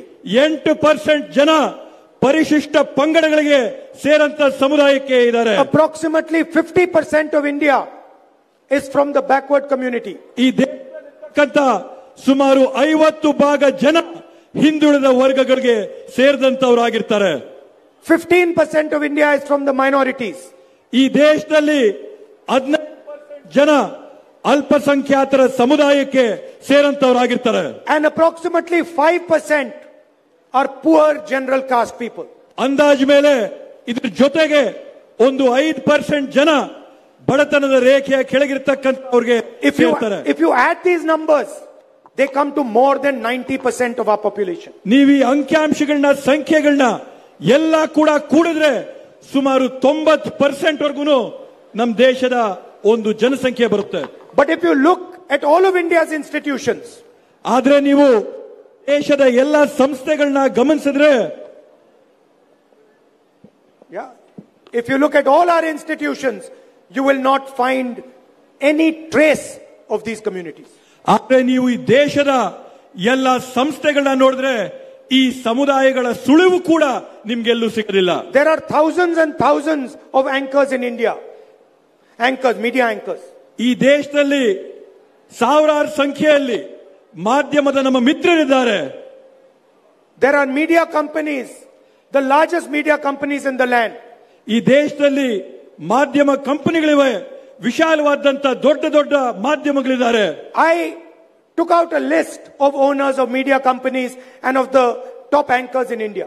ಈ ಒಂದು ಮಾಧ್ಯಮಗಳ ನಂಬರ್ 1 ಅಲ್ಲಿ ಇರ್ತಕ್ಕಂಥ ಕಂಪನಿಗಳ ಪಟ್ಟಿನ ನಾನು ತೆಗೆದಿದ್ದೀನಿ. ಅಲ್ಲಿರ್ತಕ್ಕಂಥ ಆಂಕರ್ಗಳ ಹೆಸರನ್ನ ನಾನು ತೆಗೆದಿದ್ದೀನಿ. They create public opinion. ಒಂದು ಸಾರ್ವಜನಿಕರನ್ನ ನೀವು ಕೇಳಿ, ಅವರು ಸಾರ್ವಜನಿಕರಲ್ಲಿ ಅಭಿಪ್ರಾಯನ ಮೂಡಿಸ್ತಾರೆ. But I was surprised because they never speak about unemployment. They never speak about price rise. They never speak about fairness. So I checked who are the owners and who are the media personalities. ಇವತ್ತು ನನಗೊಂದು ಆಶ್ಚರ್ಯ ಆಗ್ತದೆ. ಮಾಧ್ಯಮಗಳನ್ನ ನಾವು ನೋಡಿದ್ರೆ ಬೆಲೆ ಏರಿಕೆ ಬಗ್ಗೆ ಯಾರು ಮಾತಾಡ್ತಾ ಇಲ್ಲ, ಅನ್ಯಾಯದ ಬಗ್ಗೆ ಯಾರು ಮಾತಾಡ್ತಾ ಇಲ್ಲ, ನಿರುದ್ಯೋಗದ ಬಗ್ಗೆ ಯಾರು ಮಾತಾಡ್ತಾ ಇಲ್ಲ. ಇದು ಯಾಕೆ ಆಗ್ತಾ ಇದೆ ಅಂತ ನಾನು ತೆಗೆದು ನೋಡಿದಂತ ಸಂದರ್ಭದಲ್ಲಿ, and to my utter shock and amazement, I did not find one backward caste person. I did not find one Dalit. I did not find one tribal. I did not find one poor general caste man. ಇವತ್ತು ನನ್ನ ಆಶ್ಚರ್ಯಕ್ಕೆ ಆ ಮಾಧ್ಯಮಗಳ ಕಂಪನಿಗಳ ಮಾಲೀಕರ ಪಟ್ಟಿ ತೆಗೆದಾಗ ಒಬ್ಬ ದಲಿತನ ಹೆಸರಿಲ್ಲ, ಒಬ್ಬ ಪರಿಶಿಷ್ಟ ಪಂಗಡದವರ ಹೆಸರಿಲ್ಲ, ಒಬ್ಬ ಹಿಂದುಳಿದವರ ಹೆಸರಿಲ್ಲ, ಒಬ್ಬ ಅಲ್ಪಸಂಖ್ಯಾತರ ಹೆಸರಿಲ್ಲ, ಒಬ್ಬ ಬಡವರ ಹೆಸರಿಲ್ಲ. Then I thought to myself, this is very interesting. 90% of India is not represented anywhere in the Indian media. ಆವಾಗ ನನಗೊಂದು ಯೋಚನೆ ಬಂತು. ಭಾರತ ದೇಶದ 90% ಜನ ಮಾಧ್ಯಮದ ವರ್ಗದಲ್ಲಿ ಒಬ್ಬರಿಗೂ ಕೂಡ ಅವಕಾಶ ಸಿಕ್ಕಿಲ್ಲ. Obviously, they don't write about India's issues. ಇದರಿಂದ ಖಂಡಿತವಾಗಿ ಅವರು ಈ ದೇಶದ ಸಮಸ್ಯೆಗಳ ಬಗ್ಗೆ ಮಾತಾಡೋದಿಲ್ಲ. Then I said, now let me check the largest corporates in this country. Then I said, let me check the largest corporates and businesses in this country. ಆಮೇಲೆ ನಾನು ಹೇಳಿದೆ, ಈ ದೇಶದಲ್ಲಿರ್ತಕ್ಕಂಥ ಅತ್ಯಂತ ದೊಡ್ಡ ಕಾರ್ಖಾನೆಗಳು, ಕಂಪನಿಗಳು, ಉದ್ಯಮಿಗಳನ್ನ ನಾನು ತೆಗೆದು ನೋಡಿದೆ. I took out the list of the top 200 companies in India. ನಾನು ಈ ಭಾರತ ದೇಶದಲ್ಲಿರ್ತಕ್ಕಂಥ ಪ್ರಮುಖವಾದಂತ 200 ಉದ್ಯಮಿಗಳ ಪಟ್ಟಿನ ನಾನು ತೆಗೆದು ನೋಡಿದೆ. Including those 22 people. ಆ 22 ಜನರ ಬಗ್ಗೆ ನಾನು ಏನ್ ಮಾತಾಡಿದೆ, ಆ 22 ಜನರನ್ನ ಸೇರಿ I got a list of the senior management of these companies. ಈ ಎಲ್ಲ ಉದ್ಯಮಿಗಳ ಮೇಲ್ವರ್ಗದ ಅಧಿಕಾರಿಗಳ ಪಟ್ಟಿನ ನಾನು ತೆಗೆದು ನೋಡಿದೆ. And then I looked at them and I found, to my shock, that there is not a single backward caste person who owns these companies. There is not a single Dalit, not a single Adivasi. None of them are owned by 90% of India. ಈ ದೊಡ್ಡ ಉದ್ಯಮಿಗಳು, ದೊಡ್ಡ ಕಾರ್ಖಾನೆಗಳ ಪಟ್ಟಿ ನಾನು ತೆಗೆದು ನೋಡಿದಂತ ಸಂದರ್ಭದಲ್ಲಿ ಆ ಉದ್ಯಮಿಗಳ ಕಾರ್ಖಾನೆಗಳಲ್ಲಿ ಒಬ್ಬ ದಲಿತರ ಮಾಲೀಕರಿಲ್ಲ, ಒಬ್ಬ ಹಿಂದುಳಿದ ವರ್ಗದವರಿಲ್ಲ, ಒಬ್ಬ ಪರಿಶಿಷ್ಟ ಪಂಗಡದವರಿಲ್ಲ, ಒಬ್ಬ ಬಡ ಕುಟುಂಬದಿಂದ ಬಂದಂತವರಿಲ್ಲ. I called some of them. I know them. I called them. And I said, do you realize this? Do you realize that there are no Dalits, no OBCs in your management? They kept quiet. ಇವತ್ತು ನಾನು ಅವ್ರಿಗೆ ಚಿರಪರಿಚಿತನಾಗಿನಿ, ಅವ್ರಿಗೆ ನಾನು ಗೊತ್ತು. ಅವ್ರಿಗೆ ನಾನು ದೂರವಾಣಿಯಲ್ಲಿ ಕರೆ ಮಾಡಿ ಅವ್ರನ್ನ ನಾನು ಪ್ರಶ್ನೆ ಮಾಡಿದೆ, ನಿಮಗೆ ಗೊತ್ತಿದೆಯಾ ನಿಮ್ಮ ಉದ್ಯಮಿಗಳಲ್ಲಿ, ನಿಮ್ಮ ಕಂಪನಿಗಳಲ್ಲಿ, ಮೇಲ್ವರ್ಗದ ಹುದ್ದೆಗಳಲ್ಲಿ ಯಾರು ದಲಿತರಿಲ್ಲ, ಹಿಂದುಳಿದ ವರ್ಗಗಳವ್ರು ಯಾರು ಇಲ್ಲ, ಪರಿಶಿಷ್ಟ ಪಂಗಡದವ್ರು ಯಾರು ಇಲ್ಲ, ಭಟ್ರು ಯಾರು ಇಲ್ಲ ಅಂತ ನಾನು ಅವ್ರನ್ನ ಪ್ರಶ್ನೆ ಮಾಡಿದೆ. So 90% of India is not represented in corporate India. ಇವತ್ತು ಲೆಕ್ಕ ಹಾಕಿದ್ರೆ 90% ಭಾರತೀಯರು ನಾವು ಯಾರಿದ್ದೀವಿ, ಈ 200 ಕಾರ್ಖಾನೆಗಳಲ್ಲಿ ನಮ್ಮ ಯಾವುದೇ ಒಂದು ಪ್ರತಿನಿಧಿ ಕೂಡ ಅಲ್ಲಿಲ್ಲ. Then I thought to myself, okay, maybe 90% of India is represented in government. ಆವಾಗ ನಾನು ಆಲೋಚನೆ ಮಾಡಿದೆ, ಬಹುಶಃ 90% ಭಾರತೀಯರು ನಾವೇನಿದ್ದೀವಿ, ಸರ್ಕಾರದಲ್ಲಾದ್ರೂ ನಮ್ಗೊಂದು ಅವಕಾಶ ಭಾಗಿತ್ವ ಇರುತ್ತೆ So ಅನ್ಕೊಂಡೆ. I got the list of the 90 most important bureaucrats in the country, the people who run the government of India, IAS officers who decide every single rupee that is spent in the budget. ಆವಾಗ ನಾನು ಈ ದೇಶನ ನಡೆಸಂತ 90 ಪ್ರಮುಖವಾದಂತ IAS ಅಧಿಕಾರಿಗಳ ಪಟ್ಟಿ, ಬೇರೆ ಬೇರೆ ಇಲಾಖೆಗಳನ್ನ ನಡೆಸಂತ ಹುದ್ದೆಗಳಲ್ಲಿ ಕೂತಿರ್ತಕ್ಕಂಥ ಮುಖ್ಯಸ್ಥರ ಪಟ್ಟಿನ ನಾನು ತೆಗೆದು ನೋಡಿ ಇದರಲ್ಲಿ ಯಾರಿರ್ಬೋದು ಅಂತ ನೋಡಿದೆ. And then I got another shock. ಆವಾಗ ನನಗೆ ಮತ್ತೊಮ್ಮೆ ಆಶ್ಚರ್ಯ ಆಯಿತು. OBCs are 50% of India. ಹಿಂದುಳಿದ ವರ್ಗದವರು ಈ ದೇಶದಲ್ಲಿ 50% ಇದ್ದೀವಿ. 3 out of 90 officers belong to the OBC community. ಆದ್ರೆ ಹಿಂದುಳಿದ ವರ್ಗಗಳಲ್ಲಿ 90 ಅಧಿಕಾರಿಗಳಲ್ಲಿ ಬರೀ 3 ಮಾತ್ರ ಹಿಂದುಳಿದ ವರ್ಗಗಳಿಗೆ And they sit ಸೇರಿದವರು. in some backward office and have hardly any responsibility. ಅವ್ರಿಗೂ ಕೂಡ ಒಂದು ಯಾವುದೋ ಕೆಲ್ಸಕ್ಕೆ ಬಾರದೇ ಇದ್ದಂತ ಡಿಪಾರ್ಟ್ಮೆಂಟ್ ನ ಕೊಟ್ಟು ಹಿಂದೆಗಡೆ ಎಲ್ಲೋ ಕೂರಿಸಿದ್ದಾರೆ. 15% are Dalits. There are 3 Dalit officers. 15% ಈ ದೇಶದಲ್ಲಿ ದಲಿತರಿದ್ದಾರೆ, ಆದ್ರೆ ದಲಿತ ಅಧಿಕಾರಿಗಳಿರಂತದ್ದು ಬರೀ 3 ಮಾತ್ರ. 8% are Adivasis. There is 1 Adivasi officer. 8% ಜನ ಇವತ್ತು ಪರಿಶಿಷ್ಟ ಪಂಗಡಕ್ಕೆ ಸೇರಿದಂತವ್ರದೇ, ಆದ್ರೆ ಪರಿಶಿಷ್ಟ ಪಂಗಡಕ್ಕೆ ಸೇರಿದಂತ ಒಬ್ಬ ಅಧಿಕಾರಿ ಇದ್ದಾನೆ. And the most amazing and insulting statistic, ಇದೆಲ್ಲಕ್ಕಿಂತ ಆಶ್ಚರ್ಯ ಆಗಂತದ್ದು, ಅವಮಾನ ಆಗಂತ ಒಂದು ಅಂಕಿಅಂಶ ಏನಂದ್ರೆ, out of the entire budget of India, ಈ ದೇಶದ ಸಂಪೂರ್ಣ ಆಯವ್ಯಯದಲ್ಲಿ officers from Dalit community, OBC community, tribal community only are responsible for 6.5 rupees out of 100.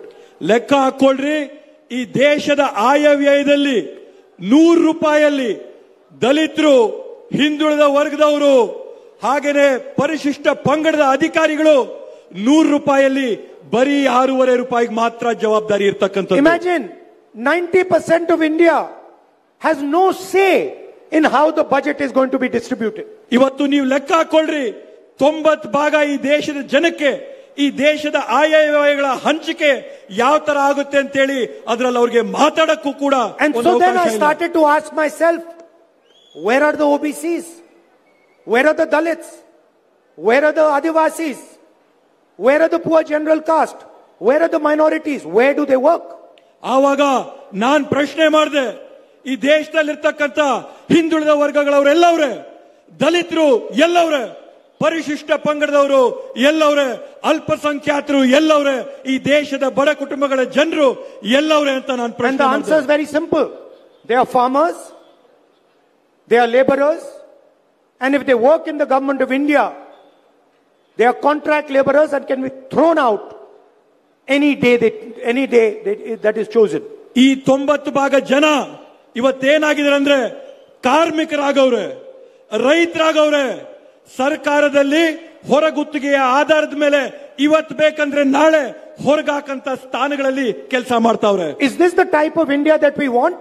ನಿಮ್ಗೆಲ್ಲರಿಗೂ ಇಂಥ Bharat ಬೇಕಾಗಿದೆಯಾ? Where 95% of India had nothing to say, nothing to do, nowhere to go. ಇಂಥ ದೇಶ ಬೇಕಾಗಿದೆಯಾ?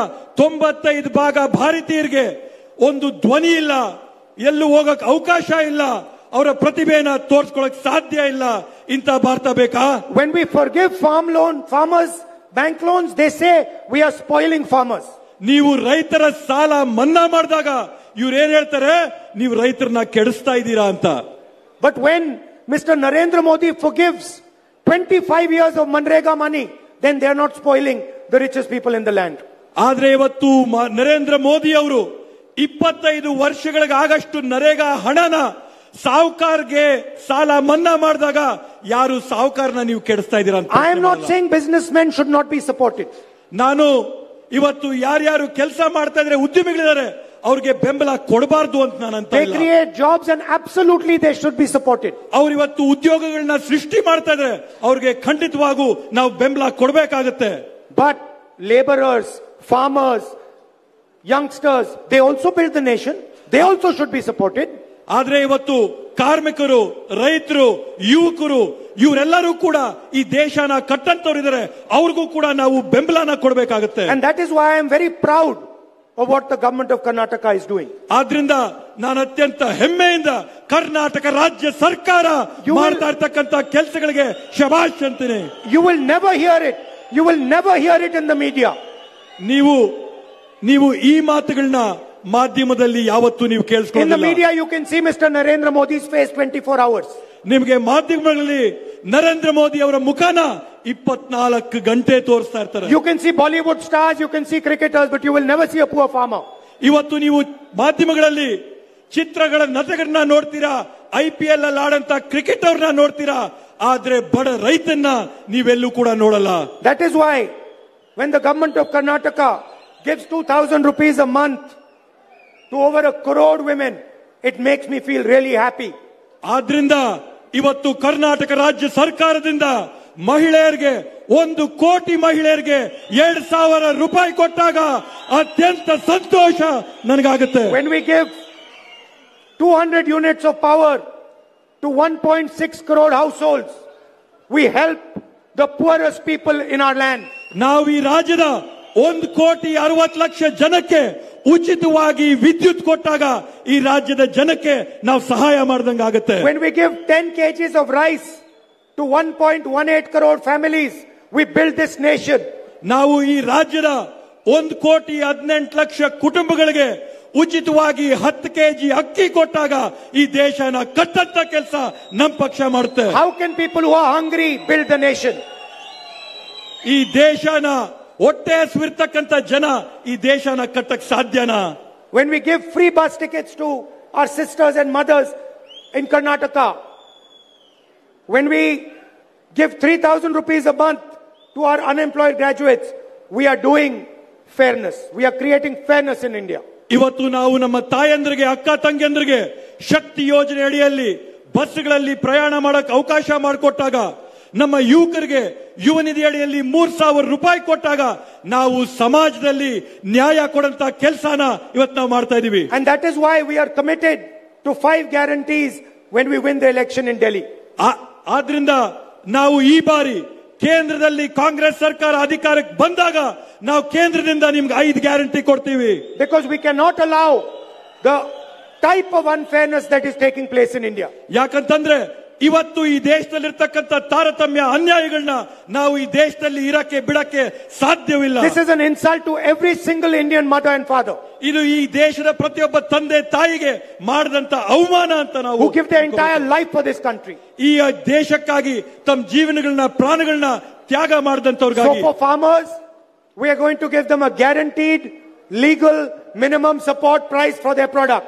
ನಾವು ಪ್ರತಿಯೊಬ್ಬ ರೈತರಿಗೆ ಒಂದು ನ್ಯಾಯಯುತವಾದಂತ ಕನಿಷ್ಠ ಬೆಂಬಲ ಬೆಲೆನ ಕೊಡ್ತೀವಿ ಅಂತ ಘೋಷಣೆ ಮಾಡ್ತಾ ಇದ್ದೀವಿ. And we are going to forgive the bank loans of our farmers. ಮತ್ತೆ ವಿಶೇಷವಾಗಿ ರೈತರ ಎಲ್ಲ ಸಾಲಗಳನ್ನ ಮನ್ನಾ ಮಾಡ್ತೀವಿ ಅಂತ ಹೇಳ್ತಾ ಇದೀವಿ. ಈ ಸಂದರ್ಭದಲ್ಲಿ Karnataka government gives 24,000 rupees a year, 2,000 rupees a month to its women. Karnataka ರಾಜ್ಯ ಸರ್ಕಾರ ರಾಜ್ಯದಲ್ಲಿರ್ತಕ್ಕಂಥ ತಾಯಂದರಿಗೆ ವರ್ಷಕ್ಕೆ 24,000 ರೂಪಾಯಿ, ತಿಂಗಳಿಗೆ 2,000 ರೂಪಾಯಿ ತಾಯಂದರಿಗೆ ಕೊಡೋ ಕೆಲಸ ಮಾಡ್ತಾರೆ. Mr. Modi, please listen to this carefully. Narendra Modi ಅವರೇ ದಯವಿಟ್ಟು ಇದನ್ನ ತಾವು ಕೇಳಿಸ್ಕೊಳ್ಳಿ. We are going to give 1 lakh rupees every year to India's poorest women. ನಾವು ಪ್ರತಿ ವರ್ಷ 1 ಲಕ್ಷ ರೂಪಾಯಿಗಳನ್ನ ಈ ದೇಶದ ಅತ್ಯಂತ ಬಡ ಮಹಿಳೆಯರಿಗೆ ಕೊಡುವಂತ ಕೆಲಸ ನಾವು ಮಾಡ್ತೀವಿ. If you can give millions and millions and millions of rupees to Mr. Adani, we can give millions and millions of rupees to India's poor women. ನೀವು ಕೋಟಿ ಕೋಟಿ ಕೋಟಿ ರೂಪಾಯಿಗಳನ್ನ ಅದಾನಿ ಅಂಬಾನಿಗೆ ಕೊಡಕ್ಕೆ ಸಾಧ್ಯ ಇದ್ರೆ ನಾವು ಕಾಂಗ್ರೆಸ್ ಪಕ್ಷದಿಂದ ಕೋಟಿ ಕೋಟಿ ರೂಪಾಯಿಗಳನ್ನ ಈ ದೇಶದ ಬಡ ಮಹಿಳೆಯರಿಗೆ ನಾವು ಕೊಡ್ತೀವಿ ಅಂತ ಹೇಳ್ತೀವಿ. One woman in every single poor family is going to get 8,500 rupees a month, 1 lakh rupees a year directly in her bank account. ಈ ದೇಶದಲ್ಲಿರ್ತಕ್ಕಂಥ ಪ್ರತಿ ಬಡ ಕುಟುಂಬದ ಮಹಿಳೆ ತಿಂಗಳಿಗೆ 8,500 ರೂಪಾಯಿ, ವರ್ಷಕ್ಕೆ 1 ಲಕ್ಷ ರೂಪಾಯಿ ನೇರವಾಗಿ ಅವರ ಖಾತೆಗಳಿಗೆ ಹಾಕಂತ ಕೆಲಸ ನಮ್ಮ ಸರ್ಕಾರ ಮಾಡುತ್ತೆ. And we are going to do a caste census and a financial survey at the national level. ನಾವು ನಿಮ್ಗೊಂದು ಆಶ್ವಾಸನೆ ಕೊಡ್ತೀವಿ. ದೇಶಾದ್ಯಂತ ನಾವೊಂದು ಜಾತಿ ಗಣತಿ ಮತ್ತೆ ಒಂದು ಆರ್ಥಿಕ ಗಣತಿನ ಮಾಡಿ ತೋರಿಸ್ತೀವಿ ಅಂತ ಹೇಳ್ತಾ ಇದ್ದೀವಿ. So that every Dalit, every tribal, every backward, every poor general caste man, every minority knows how many of them there are in this country. ಇವತ್ತು ಈ ದೇಶದಲ್ಲಿರ್ತಕ್ಕಂಥ ಪ್ರತಿಯೊಬ್ಬ ದಲಿತರು, ಪ್ರತಿಯೊಬ್ಬ ಪರಿಶಿಷ್ಟ ಪಂಗಡದವರು ಸೇರಿದಂತವರು, ಹಿಂದುಳಿದ ವರ್ಗದವರು, ಬಡವರು ಎಲ್ಲರಿಗೂ ಕೂಡ ನಮ್ಮ ಸಂಖ್ಯೆ ಎಷ್ಟಿದೆ, ಸಂಖ್ಯೆ ಬಲ ಏನಿದೆ ಅಂತ ಹೇಳಿ ಪ್ರತಿಯೊಬ್ಬರಿಗೂ ಗೊತ್ತಾಗಬೇಕು. We are going to do an X-ray of India and place it in front of the people of India. ನಾವು ಈ ದೇಶದ ಎಕ್ಸ್ರೇನ ತೆಗೆದು ನಿಮ್ಮ ಮುಂದೆ ಇಟ್ಟು ತೋರಿಸ್ತೀವಿ. ನಾವು This is what you have and this is what India has. ಇದು ನಿಮ್ಮ ಸಂಖ್ಯೆ ಬಲ, ಇದು ಈ ದೇಶದಲ್ಲಿರ್ತಕ್ಕಂಥ ಬಲ ಅಂತ ನಾವು This is going to be a revolutionary step in Indian politics. ಇದು ಭಾರತ ದೇಶದ ರಾಜಕಾರಣದಲ್ಲಿ ಒಂದು ಕ್ರಾಂತಿಕಾರಿಯಾದಂತ ಹೆಜ್ಜೆ ನಾವಿಡ್ತಾ ಇದ್ದೀವಿ. And every time I mention the caste census, Narendra Modi goes quiet. ನಾನು ಯಾವಾಗ ಜಾತಿ ಗಣತಿ ಬಗ್ಗೆ ಮಾತಾಡ್ತೀನಿ, ಆ ಪ್ರತಿಯೊಂದು ಸಂದರ್ಭದಲ್ಲಿ ಕೂಡ Narendra Modi ಮಾತಿಲ್ದೆ ಮೌನರಾಗ್ತಾರೆ. Narendra Modi should tell the nation whether he is for caste census or against the caste census. Narendra Modi ಅವರು ಈ ದೇಶದ ಪ್ರಜೆಗಳಿಗೆ ಒಂದು ಉತ್ತರ ಕೊಡಬೇಕು. ನೀವು ಜಾತಿ ಗಣತಿಯ ಪರ ಇದ್ದೀರಾ, ಜಾತಿ ಗಣತಿಯ ವಿರುದ್ಧವಾಗಿದ್ದೀರಾ, ಒಂದು ಉತ್ತರ ಕೊಡಬೇಕು. The only way to give rights to poor people, to tribals, to Dalits, to OBCs, to poor general caste people is a caste census. ಇವತ್ತು ಈ ದೇಶದಲ್ಲಿ ದಲಿತರಿಗೆ, ಅಲ್ಪಸಂಖ್ಯಾತರಿಗೆ, ಪರಿಶಿಷ್ಟ ಪಂಗಡದವ್ರಿಗೆ, ಹಿಂದುಳಿದವ್ರಿಗೆ ಅವರ ಹಕ್ಕುಗಳನ್ನ ನಾವು ಕೊಡಬೇಕು ಅಂತಂದ್ರೆ ಇವತ್ತು ಜಾತಿ ಗಣತಿ ಮಾಡಿದ್ರೆ ಮಾತ್ರ ಸಾಧ್ಯ ಅಂತ. And we are committed to it in Karnataka and at the national level. ಇವತ್ತು ನಾನು ನಿಮ್ಗೆ ಆಶ್ವಾಸನೆ ಕೊಡ್ತಾ ಇದ್ದೀನಿ, ಕರ್ನಾಟಕದಲ್ಲಿ ಕೂಡ ಇದನ್ನ ಮಾಡ್ತೀವಿ, ರಾಷ್ಟ್ರದಲ್ಲಿ ಕೂಡ ಇದನ್ನ ಮಾಡ್ತೀವಿ. Finally, Narendra Modi has destroyed the employment system in India. ಇವತ್ತು ಕಡೆಯಲ್ಲಿ ನಾನೊಂದು ಮಾತು ಹೇಳ್ತೀನಿ, ನರೇಂದ್ರ ಮೋದಿಜಿ ಅವರು ಈ ದೇಶದಲ್ಲಿರ್ತಕ್ಕಂಥ ಉದ್ಯೋಗಗಳ ವ್ಯವಸ್ಥೆನ ಹಾಳು ಮಾಡಿಕ್ಕಿದ್ದಾರೆ. Mr. Adani's son can get a job wherever he wants.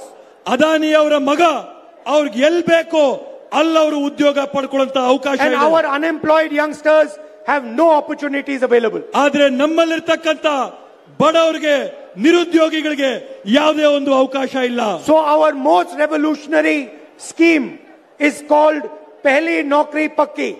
ಆದ್ರಿಂದ ನಮ್ಮ ಅತ್ಯಂತ ಕ್ರಾಂತಿಕಾರಿಯಾದಂತ ಯೋಜನೆ ಏನಂತಂದ್ರೆ ಮೊದಲನೇ ಉದ್ಯೋಗ ಖಚಿತ ಅಂತೇಳಿ. Doesn't matter which community you come from. If you are unemployed and you're a graduate, you're a diploma holder, this scheme applies to you. ನೀವು ಯಾವ ಸಮುದಾಯದಿಂದ ಬರ್ರಿ, ಯಾವ ಧರ್ಮದಿಂದ ಬರ್ರಿ, ಎಲ್ಲಿಂದಾದ್ರೂ ಬರ್ರಿ, ನಿಮ್ಮ ಮೊದಲನೇದಾದ್ರಂತ ಉದ್ಯೋಗ, ನೀವು ಡಿಪ್ಲೊಮಾ ಇಂಜಿನಿಯರ್ ಏನಾದ್ರೂ ಆಗಿರ್ಬೋದು, ಮೊದಲನೇ ಉದ್ಯೋಗ guarantee. You will get 1 year apprenticeship guaranteed to you, 1 lakh rupees a year, and the best training that is available. ನಿಮ್ಗೆ ಒಂದು ವರ್ಷದಲ್ಲಿ ನಿಮ್ಗೆ 1 ಲಕ್ಷ ರೂಪಾಯಿ ನಮ್ಮ ಸರ್ಕಾರದ ಕಡೆಯಿಂದ ಬರ್ತಾರೆ.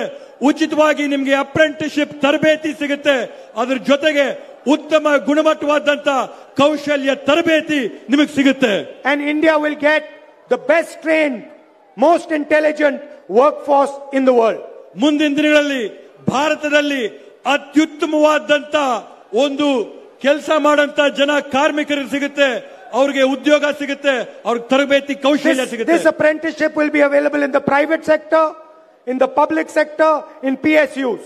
ಈ ಒಂದು ಅಪ್ರೆಂಟಿಸ್ಶಿಪ್ ಟ್ರೈನಿಂಗ್ ಪ್ರೋಗ್ರಾಮ್ ಖಾಸಗಿ ಸಂಸ್ಥೆಗಳಲ್ಲಿ ನಾವು ಕೊಡ್ತೀವಿ, ಸರ್ಕಾರದಲ್ಲಿ ಕೊಡ್ತೀವಿ, ಅರೆ ಸರ್ಕಾರದ ಕಂಪನಿಗಳಲ್ಲಿ ಕೂಡ ನಾವು ಇದನ್ನು ಕೊಡ್ತೀವಿ. And it will be a path into the job market for millions and millions of youngsters. ಇದು ಲಕ್ಷಾಂತರ ಜನಕ್ಕೆ ಒಂದು ಹುದ್ದೆಗಳಿಗೆ ಕೆಲಸಕ್ಕೆ ಹೋಗಕ್ಕೆ ಒಂದು ಮಾರ್ಗವಾಗಿ ನಿಲ್ಲುತ್ತೆ. I'd like to thank all of you for coming here this evening. ನಾನು ತಮ್ಮೆಲ್ಲರಿಗೂ ಕೂಡ ಮನಸ್ಪೂರ್ವಕವಾದಂತ ಧನ್ಯವಾದಗಳನ್ನ ಸೂಚಿಸ್ತೀನಿ ಇವತ್ತಿಲ್ಲಿ ಬಂದಿರೋದಕ್ಕೋಸ್ಕರ. Please remember, we want a fair India. ದಯವಿಟ್ಟು ಜ್ಞಾಪಕ ಇಟ್ಕೊಂಡಿರಿ, ನಮ್ಗೆ ನ್ಯಾಯವಾದಂತ ಭಾರತ ಬೇಕಾಗಿದೆ. An India where everybody has dignity. ಒಂದು ಭಾರತ ಎಲ್ಲಿ ಎಲ್ಲರಿಗೂ ಕೂಡ ಸಮಾನವಾದಂತ ಗೌರವ ಇದೆ. An India where everybody has respect.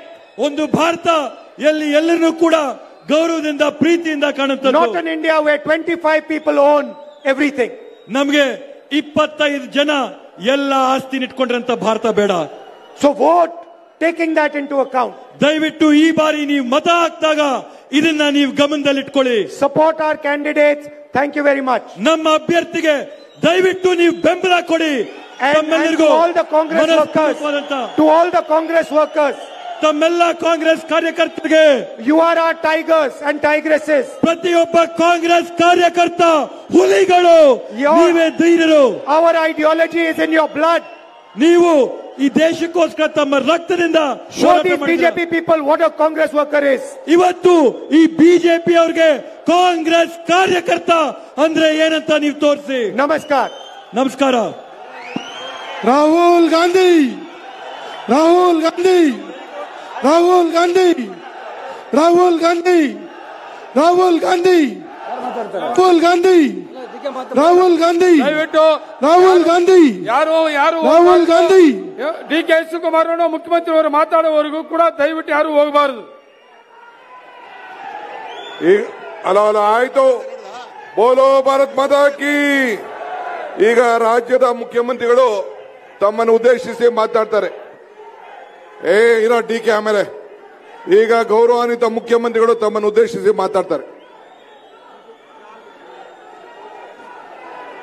Siddaramaiah ಅವರು ಮಾತಾಡ್ತಾರೆ. ಬರೋ ಭಾರತ್ ಮಾತಾ ಕಿ, ಬರೋ ಕಾಂಗ್ರೆಸ್ ಪಾರ್ಟಿ ಕೆ.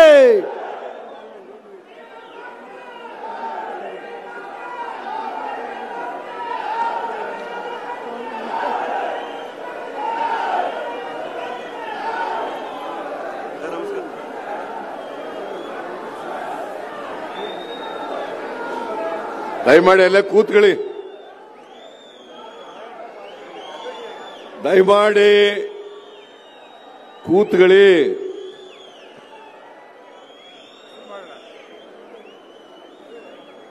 ಅಖಿಲ ಭಾರತ ಕಾಂಗ್ರೆಸ್ ಸಮಿತಿಯ ಅಧ್ಯಕ್ಷರಾದಂಥ ಮಾನ್ಯ ಮಲ್ಲಿಕಾರ್ಜುನ ಖರ್ಗೆ ಅವರೇ, ಎಸಿಸಿ ಮಾಜಿ ಅಧ್ಯಕ್ಷರು, ನಮ್ಮೆಲ್ಲರ ನಾಯಕರು ಆದಂತ ಶ್ರೀ ರಾಹುಲ್ ಗಾಂಧಿಯವರೇ, ಪ್ರದೇಶ ಕಾಂಗ್ರೆಸ್ ಸಮಿತಿಯ ಅಧ್ಯಕ್ಷರಾದಂತ ಶ್ರೀ ಡಿ.ಕೆ. ಶಿವಕುಮಾರ್ ಅವರೇ, ವೇದಿಕೆ ಮೇಲಿರ್ತಕ್ಕಂಥ ಎಲ್ಲ ನಮ್ಮ ಪಕ್ಷದ ಮುಖಂಡರುಗಳೇ,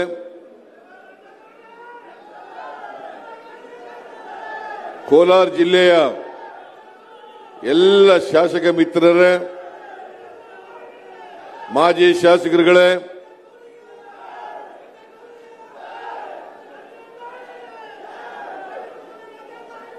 ಜಿಲ್ಲಾ ಕಾಂಗ್ರೆಸ್ಸಿನ ಅಧ್ಯಕ್ಷರೇ, ಇಲ್ಲಿ ಇಷ್ಟೊಂದು ಬೃಹತ್ ಸಂಖ್ಯೆಯಲ್ಲಿ ನೆರೆದಿರತಕ್ಕಂಥ ಎಲ್ಲ ಆತ್ಮೀಯ ಕಾರ್ಯಕರ್ತ ಬಂಧುಗಳೇ, ತಾಯಂದಿರೇ, ಯುವಕ ಮಿತ್ರರೇ, ಬ್ಲಾಕ್ ಸಮಿತಿಯ ಎಲ್ಲ ಅಧ್ಯಕ್ಷರುಗಳೇ, ಮಾಧ್ಯಮದ ಗೆಳೆಯರೇ, ಈಗಾಗಲೇ ರಾಹುಲ್ ಗಾಂಧಿಯವರು ಮತ್ತು ಮಲ್ಲಿಕಾರ್ಜುನ ಖರ್ಗೆ ಅವರು ರಾಷ್ಟ್ರ ರಾಜಕಾರಣದ ಬಗ್ಗೆ, ಈ ದೇಶದಲ್ಲಿ ನಡೀತಾ ಇರತಕ್ಕಂಥ ಲೋಕಸಭಾ ಚುನಾವಣೆ ಬಗ್ಗೆ, ಕಾಂಗ್ರೆಸ್ ಪಕ್ಷವನ್ನ ಏತಕ್ಕಾಗಿ ಬೆಂಬಲಿಸಬೇಕು ಅನ್ನೋದ್ರ ಬಗ್ಗೆ ಬಹಳ ಸುದೀರ್ಘವಾಗಿ ಮಾತನಾಡಿದ್ದಾರೆ. ನಾನು ಹೆಚ್ಚು ಮಾತನಾಡಲಿಕ್ಕೆ ಹೋಗಲ್ಲ. ನಾನು ಇನ್ನೊಮ್ಮೆ ಬರ್ತೀನಿ, ಕೋಲಾರ ಜಿಲ್ಲೆಗೆ ಇನ್ನೊಮ್ಮೆ ಬರ್ತೀನಿ. 21ಕ್ಕೆ ಮತ್ತೆ ಕೋಲಾರ ಜಿಲ್ಲೆಯಲ್ಲಿ ಬಂಗಾರಪೇಟೆ, ಶಿಡ್ಲಘಟ್ಟ ಈ ಭಾಗಗಳಲ್ಲಿ ಬಂದು ಪ್ರಚಾರ ಸಭೆಯನ್ನು ಉದ್ದೇಶಿಸಿ ಮಾತನಾಡ್ತೇನೆ. ಈ ಲೋಕಸಭಾ ಚುನಾವಣೆ ಬಹಳ ಮಹತ್ತರವಾದಂತಹ ಚುನಾವಣೆ ಅಂತೇಳಿ ತಾವೆಲ್ಲರೂ ತಿಳ್ಕೋಬೇಕು ಅಂತೇಳಿ ನಾನು ಭಾವಿಸ್ಕೊಂಡಿದ್ದೇನೆ. ಈ ಚುನಾವಣೆಯಲ್ಲಿ ಕರ್ನಾಟಕದಲ್ಲಿ ಭಾರತೀಯ ಜನತಾ ಪಕ್ಷ ಜೆಡಿಎಸ್ ಜೊತೆ ಹೊಂದಾಣಿಕೆ ಮಾಡಿಕೊಂಡು ಇವತ್ತು ಕಾಂಗ್ರೆಸ್ ಪಕ್ಷದ ವಿರುದ್ಧವಾಗಿ ಚುನಾವಣೆಯನ್ನು ಮಾಡ್ತಾ ಇದ್ದಾರೆ. ಭಾರತೀಯ ಜನತಾ ಪಕ್ಷದವರು ನಾವು 28ಕ್ಕೆ 28 ಗೆಲ್ತೀವಿ ಅಂತ ಎಲ್ಲ ಕಡೆ ಹೇಳ್ಕೊಂಡು ತಿರುಗಾಡ್ತಾ ಇದ್ದಾರೆ. ಜೆಡಿಎಸ್ನವರು ಕೂಡ ಅದಕ್ಕೆ ಧ್ವನಿಗೂಡಿಸ್ತಾ ಇದ್ದಾರೆ. ಇವತ್ತಿನವರೆಗೆ ಬಿಜೆಪಿ ಜೆಡಿಎಸ್ ಹೊಂದಾಣಿಕೆ ಇರಲಿಲ್ಲ ಚುನಾವಣೆಯಲ್ಲಿ. ಈ ಸಾರಿ ಭಾರತೀಯ ಜನತಾ ಪಕ್ಷದವರಿಗೆ ಸೋಲ್ತೀವಿ ಅಂತಕ್ಕಂಥ ಭಯದಿಂದ ಜೆಡಿಎಸ್ನವ್ರ ಜೊತೆ ಅಲಯನ್ಸ್ ಅನ್ನ ಮಾಡ್ಕೊಂಡಿದ್ದಾರೆ. ಜೆಡಿಎಸ್ನವರು ಕೂಡ 3 ಸೀಟ್ಗಳನ್ನು ತಗೊಂಡಿದ್ದಾರೆ. ಒಂದು ಕೋಲಾರ, ಮಂಡ್ಯ, ಹಾಸನ, 3 ಕಡೆ ಮಾತ್ರ ಬಿಜೆಪಿಯವರು ಆಮೇಲೆ ಜೆಡಿಎಸ್ನವರು ಅವರ ಅಭ್ಯರ್ಥಿಗಳನ್ನ ಕಣಕ್ಕಿಳಿಸಿದ್ದಾರೆ. ಇನ್ನು ಉಳಿದ ಕಡೆ ಸುಮಾರು 25 ಕ್ಷೇತ್ರಗಳಲ್ಲಿ ಬಿಜೆಪಿಯವರು ಸ್ಪರ್ಧೆ ಮಾಡಿದ್ದಾರೆ.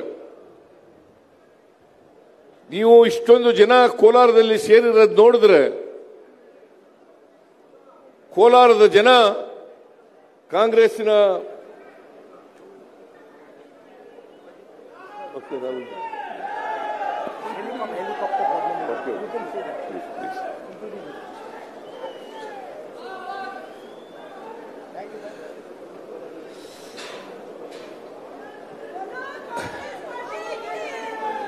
ರಾಹುಲ್ ಗಾಂಧಿಯವರು ಡೆಲ್ಲಿಗೆ ಹೋಗಬೇಕಾಗಿರೋದ್ರಿಂದ ಅಲ್ಲಿ ಬಹಳ ಮುಖ್ಯವಾದಂತ ಕೆಲಸ ಇರೋದ್ರಿಂದ ಹೆಲಿಕಾಪ್ಟರ್ ಹೋಗಬೇಕಾಗುತ್ತೆ 6 ಗಂಟೆ ಒಳಗಡೆ. ಅದಕ್ಕೋಸ್ಕರ ಖರ್ಗೆ ಅವರು ಮತ್ತು ರಾಹುಲ್ ಗಾಂಧಿ ಅವರು ವೇದಿಕೆಯನ್ನ ಬಿಟ್ಟಿದ್ದಾರೆ. ನೀವೆಲ್ಲರೂ ಕೂಡ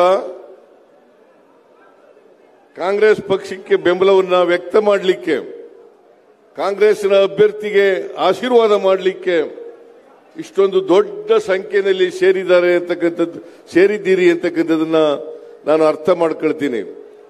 ನನಗನ್ಸುತ್ತೆ ನಿಮ್ಮ ಉತ್ಸಾಹವನ್ನ ನೋಡಿದಾಗ, ಇಷ್ಟೊಂದು ದೊಡ್ಡ ಸಂಖ್ಯೆಯಲ್ಲಿ ಸೇರಿರೋದನ್ನು ನೋಡಿದಾಗ ನಮ್ಮ ಕಾಂಗ್ರೆಸ್ಸಿನ ಅಭ್ಯರ್ಥಿ 100ಕ್ಕೆ 100 ಗೆಲ್ತಾರೆ ಅಂತಕ್ಕಂಥ ವಿಶ್ವಾಸ ನನಗೆ ಬಂದಿದೆ. 100ಕ್ಕೆ 100 ವಿಶ್ವಾಸ ನನಗೆ ಬಂದಿದೆ.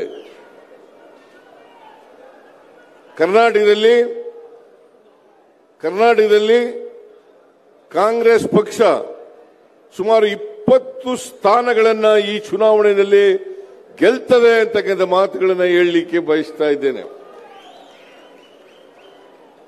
ಬಿಜೆಪಿಯವರು ಮತ್ತು ಜೆಡಿಎಸ್ನವರು ಒಂದು ಅಪವಿತ್ರವಾದಂತ ಮೈತ್ರಿಯನ್ನ ಮಾಡ್ಕೊಂಡಿದ್ದಾರೆ. ಯಾಕಂತಂದ್ರೆ ದೇವೇಗೌಡರು, ಕುಮಾರಸ್ವಾಮಿ ಮೊನ್ನೆವರೆಗೂ ಕೂಡ ಭಾರತೀಯ ಜನತಾ ಪಕ್ಷ ಒಂದು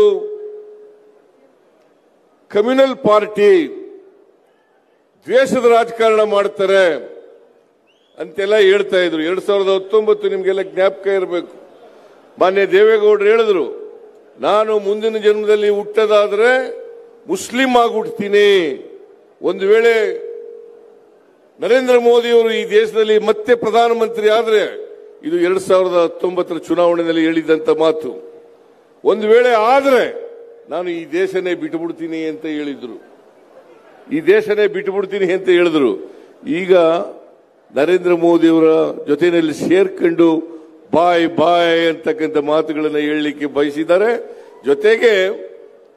ಜೊತೆಗೆ ದೇವೇಗೌಡರು ಕಾಂಗ್ರೆಸ್ ಅನ್ನ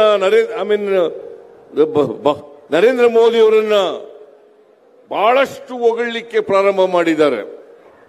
ಆಮೇಲೆ ಇನ್ನೊಂದು ಮಾತು ಹೇಳ್ತಾರೆ ಅವರು, ಏನಪ್ಪಾ ಅಂತಂದ್ರೆ ಈ ಚುನಾವಣೆ ಆದ್ಮೇಲೆ ಕಾಂಗ್ರೆಸ್ ಸರ್ಕಾರ ಪತನ ಆಗ್ತದೆ ಅಂತಕ್ಕಂಥ ಮಾತುಗಳು ಹೇಳಿದ್ದಾರೆ. ನಾನು ಕೇಳ್ತೀನಿ, ದೇವೇಗೌಡ್ರೆ, ನೀವು ಭ್ರಮೆನಲ್ಲಿದ್ದೀರಿ. ಕಾಂಗ್ರೆಸ್ ಸರ್ಕಾರ 5 ವರ್ಷಗಳ ಪೂರ್ಣಾವಧಿಯನ್ನು ಮುಗಿಸ್ತದೆ, ಮತ್ತೆ ನಾವು ಕೊಟ್ಟಿರ್ತಕ್ಕಂಥ ಗ್ಯಾರಂಟಿಗಳನ್ನ ಈಡೇರಿಸ್ತೇವೆ ಅಂತಕ್ಕಂಥ ಮಾತುಗಳನ್ನ ಹೇಳಲಿಕ್ಕೆ ಬಯಸ್ತಾ ಇದ್ದೇನೆ. ಯಾಕಂತಂದ್ರೆ ಅವರಿಗೆ ಸಹಿಸ್ಕೊಳ್ಳಕ್ಕಾಗ್ತಾ ಇಲ್ಲ. ಜನರು ಇವತ್ತು ಕಾಂಗ್ರೆಸ್ ಪರವಾಗಿದ್ದಾರೆ ಅಂತಕ್ಕಂಥ ವಿಚಾರ ಗೊತ್ತಾದ ಮೇಲೆ ಇದನ್ನ ಸಹಿಸ್ಕೊಳ್ಳಿಕ್ಕಾಗದೇನೆ ಈ ತರ ಕಾಂಗ್ರೆಸ್ ಪತನ ಆಗ್ತದೆ, ಕಾಂಗ್ರೆಸ್ ಸರ್ಕಾರ ಪತನ ಆಗ್ತದೆ, ಚುನಾವಣೆ ಆದ ಬಳಿಕ ಪತನ ಆಗ್ತದೆ ಅಂತಕ್ಕಂಥ ಮಾತುಗಳನ್ನ ಹೇಳ್ತಾ ಇದ್ದಾರೆ. ನಾನು ಹೇಳ್ತೀನಿ, ಇದು ಅವರ ಭ್ರಮೆ. ಇನ್ನೂ ಒಂದು ಮಾತುಗಳನ್ನ ಹೇಳ್ತಾರೆ ದೇವೇಗೌಡರು.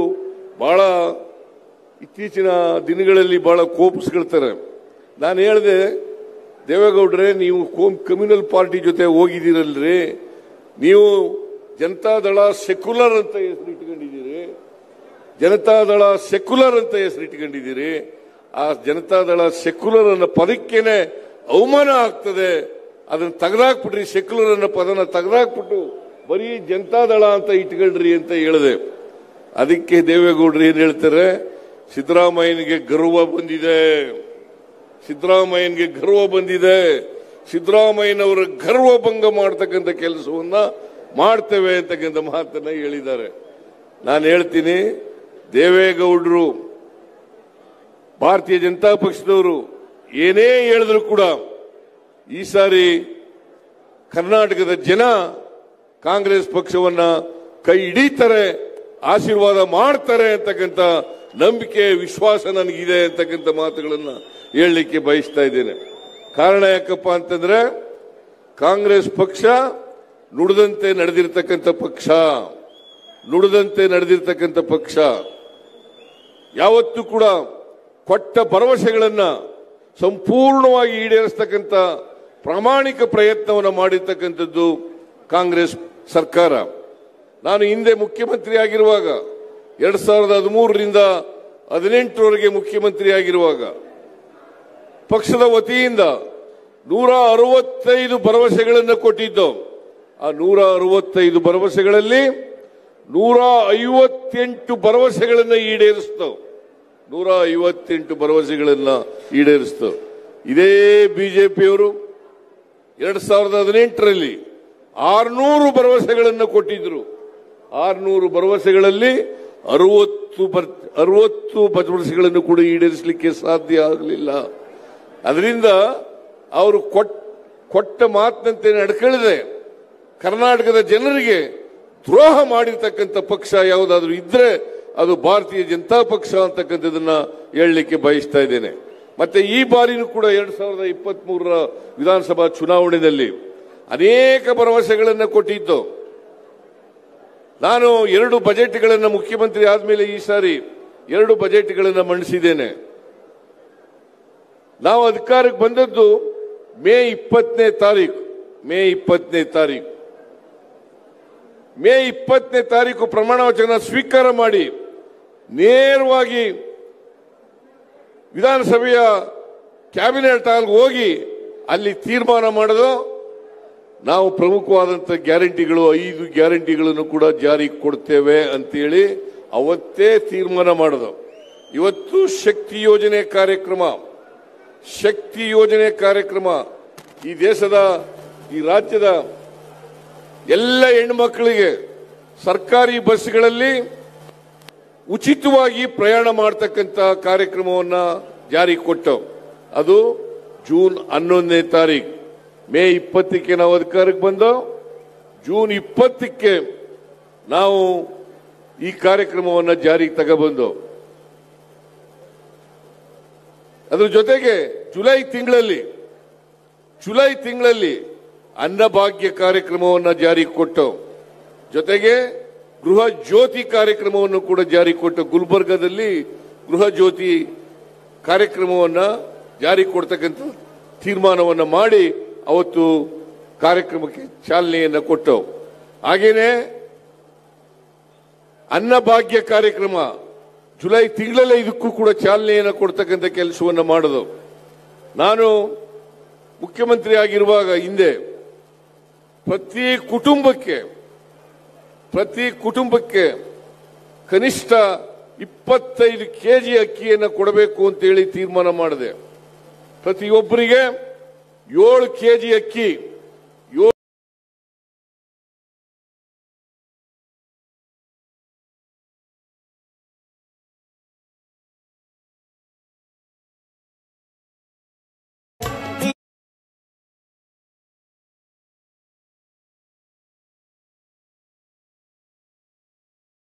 ಕೆಜಿ ಅಕ್ಕಿಯನ್ನು ಕೊಡ್ತೇವೆ ಅಂತಕ್ಕಂಥ ಮಾತುಗಳನ್ನು ಹೇಳಿದ್ದೆ. ಅದಕ್ಕೋಸ್ಕರ ಕೆ ಎಚ್ ಮುನಿಯಪ್ಪನವರು ಆಹಾರ ಸಚಿವರು ಅವರು ಬಹಳ ಪ್ರಯತ್ನಗಳನ್ನು ಮಾಡಿದ್ರು. ಕೇಂದ್ರ ಸರ್ಕಾರ ಮೊದಲು ನಮಗೆ ಅಕ್ಕಿ ಕೊಡ್ತೀವಿ ಅಂತ ಒಪ್ಕೊಂಡಿದ್ರು. ಆಮೇಲೆ ಕೊಡಲ್ಲ ಅಂತ ಹೇಳಿದ್ರು.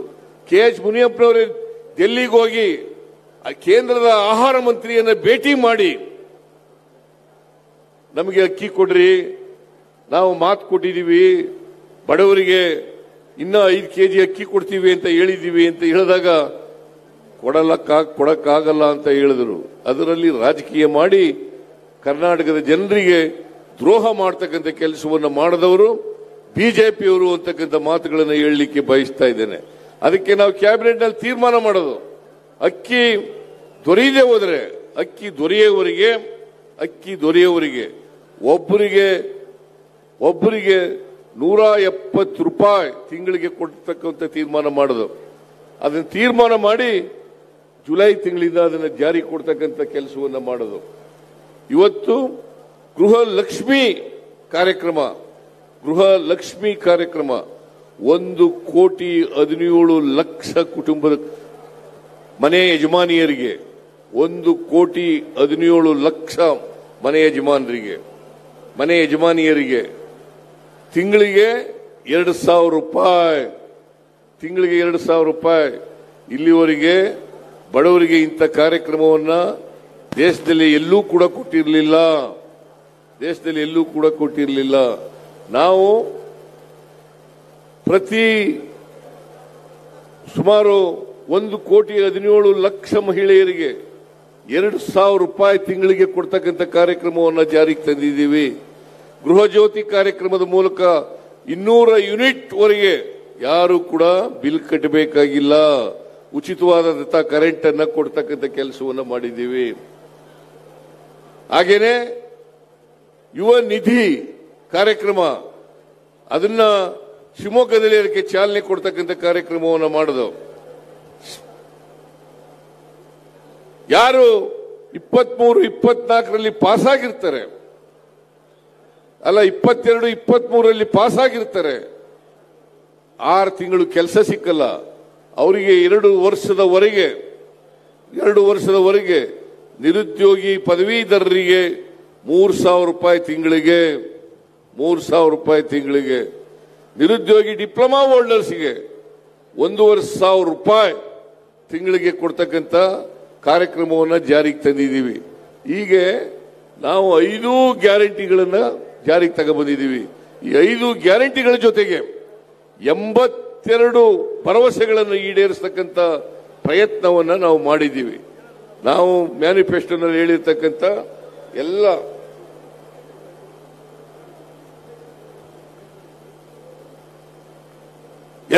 ಭರವಸೆಗಳನ್ನು ಕೂಡ ಈಡೇರಿಸತಕ್ಕಂಥ ಪ್ರಯತ್ನವನ್ನು ಮಾಡ್ತೇವೆ. ಹಿಂದೇನು ಮಾಡಿದ್ದೀವಿ, ಮುಂದೇನು ಕೂಡ ಮಾಡ್ತೀವಿ. ಆದರೆ ನರೇಂದ್ರ ಮೋದಿಯವರು ಹೇಳಿದಂತ ಭರವಸೆಗಳನ್ನು ಈಡೇರಿಸಿದಾರ? 10 ವರ್ಷ ಆಯಿತು ಪ್ರಧಾನಮಂತ್ರಿಯಾಗಿ, 10 ವರ್ಷ ಆಯ್ತು.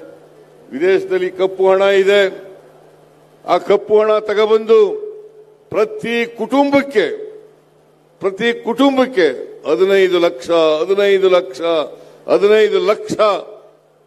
ಅವರ ಅಕೌಂಟ್ಗೆ ಹಾಕ್ತೀನಿ ಅಂತ ಹೇಳಿದ್ರು ನರೇಂದ್ರ ಮೋದಿಯವರು. ಇದನ್ನ ಹೇಳಿ 10 ವರ್ಷಗಳಾಯ್ತು.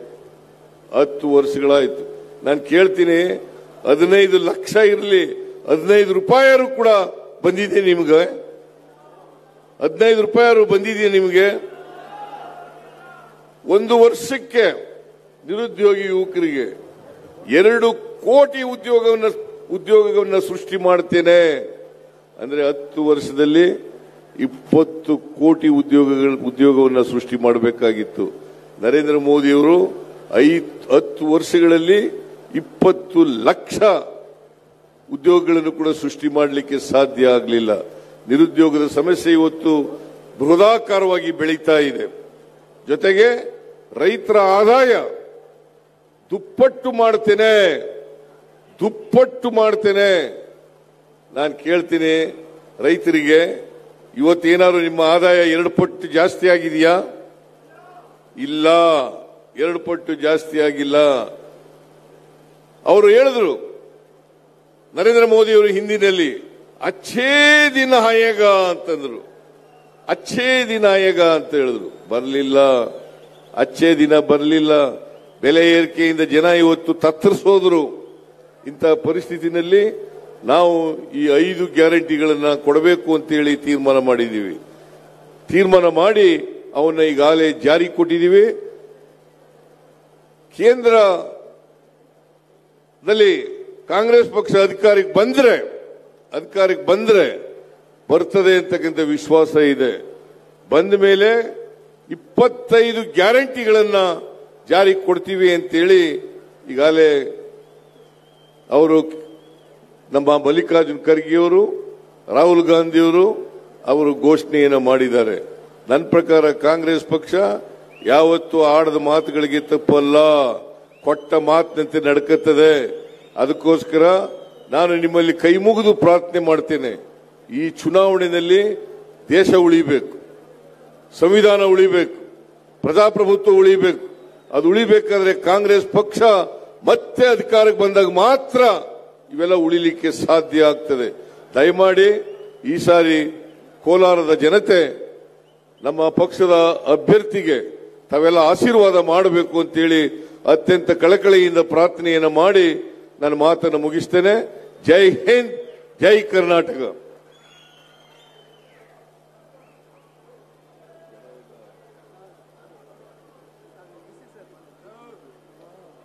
बोलो भारत माता की ಕಾಂಗ್ರೆಸ್ ಪಾರ್ಟಿ ಕಿ ಈಗ ಎಲ್ಲ ಸಭೆ ಬಹಳ ಚೆನ್ನಾಗಿ ಮಾಡಿದಿರಿ ಒಳ್ಳೆ ದೊಡ್ಡ ಸಂದೇಶವನ್ನ ಕಳಿಸಿದ್ದೀರಿ ಒಳ್ಳೆ ಉತ್ತಮವಾದಂತ ಅಭ್ಯರ್ಥಿಯನ್ನ ನಿಮ್ಮ ಸೇವೆಗೋಸ್ಕರ ಇಟ್ಟಿರುವಂತ ಅಭ್ಯರ್ಥಿಯನ್ನ ಕೊಟ್ಟಿದ್ದೀವಿ ತಾವೆಲ್ಲ ಒಗ್ಗಟ್ಟಿನಿಂದ ಬಹುಶಃ ನಾನು ಎಲ್ಲ ಕಡೆ ರಾಜ್ಯದೆಲ್ಲ ಪ್ರವಾಸ ಮಾಡಿದ್ದೀವಿ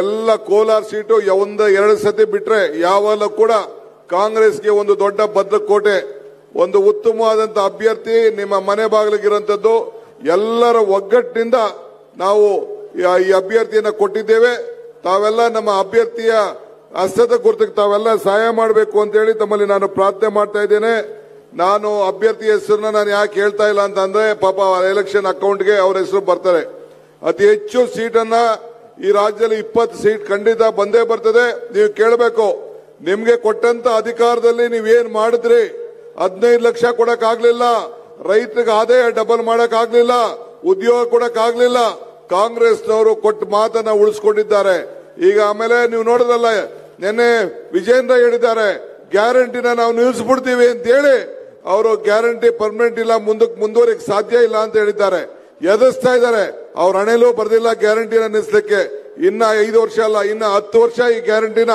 ನಾವು ಕೊಡ್ತೇವೆ ಅಂತ ಮಾತನ್ನ ಹೇಳಿ ಕುಮಾರಸ್ವಾಮಿ ಅವ್ರ ಮಾತು ಹೆಣ್ಣು ಮಕ್ಕಳು ಅಗೌರವಾಗಿ ಮಾತಾಡಿರೋದು ಕೂಡ ತಾವೆಲ್ಲ ಗಮನಿಸಿದ್ದೀರಿ ಅದಕ್ಕೂ ತಾವೆಲ್ಲ ಸೇರಿ ಉತ್ತರವನ್ನ ಕೊಡಬೇಕು ಅಂತ ಹೇಳಿ ತಮ್ಮಲ್ಲಿ ಪ್ರಾರ್ಥನೆ ನಾನು ಮಾತು ಮುಗಿಸ್ತೇನೆ ಜೈ ಹಿಂದ್ ಜೈ ಕರ್ನಾಟಕ ಮಾತೆ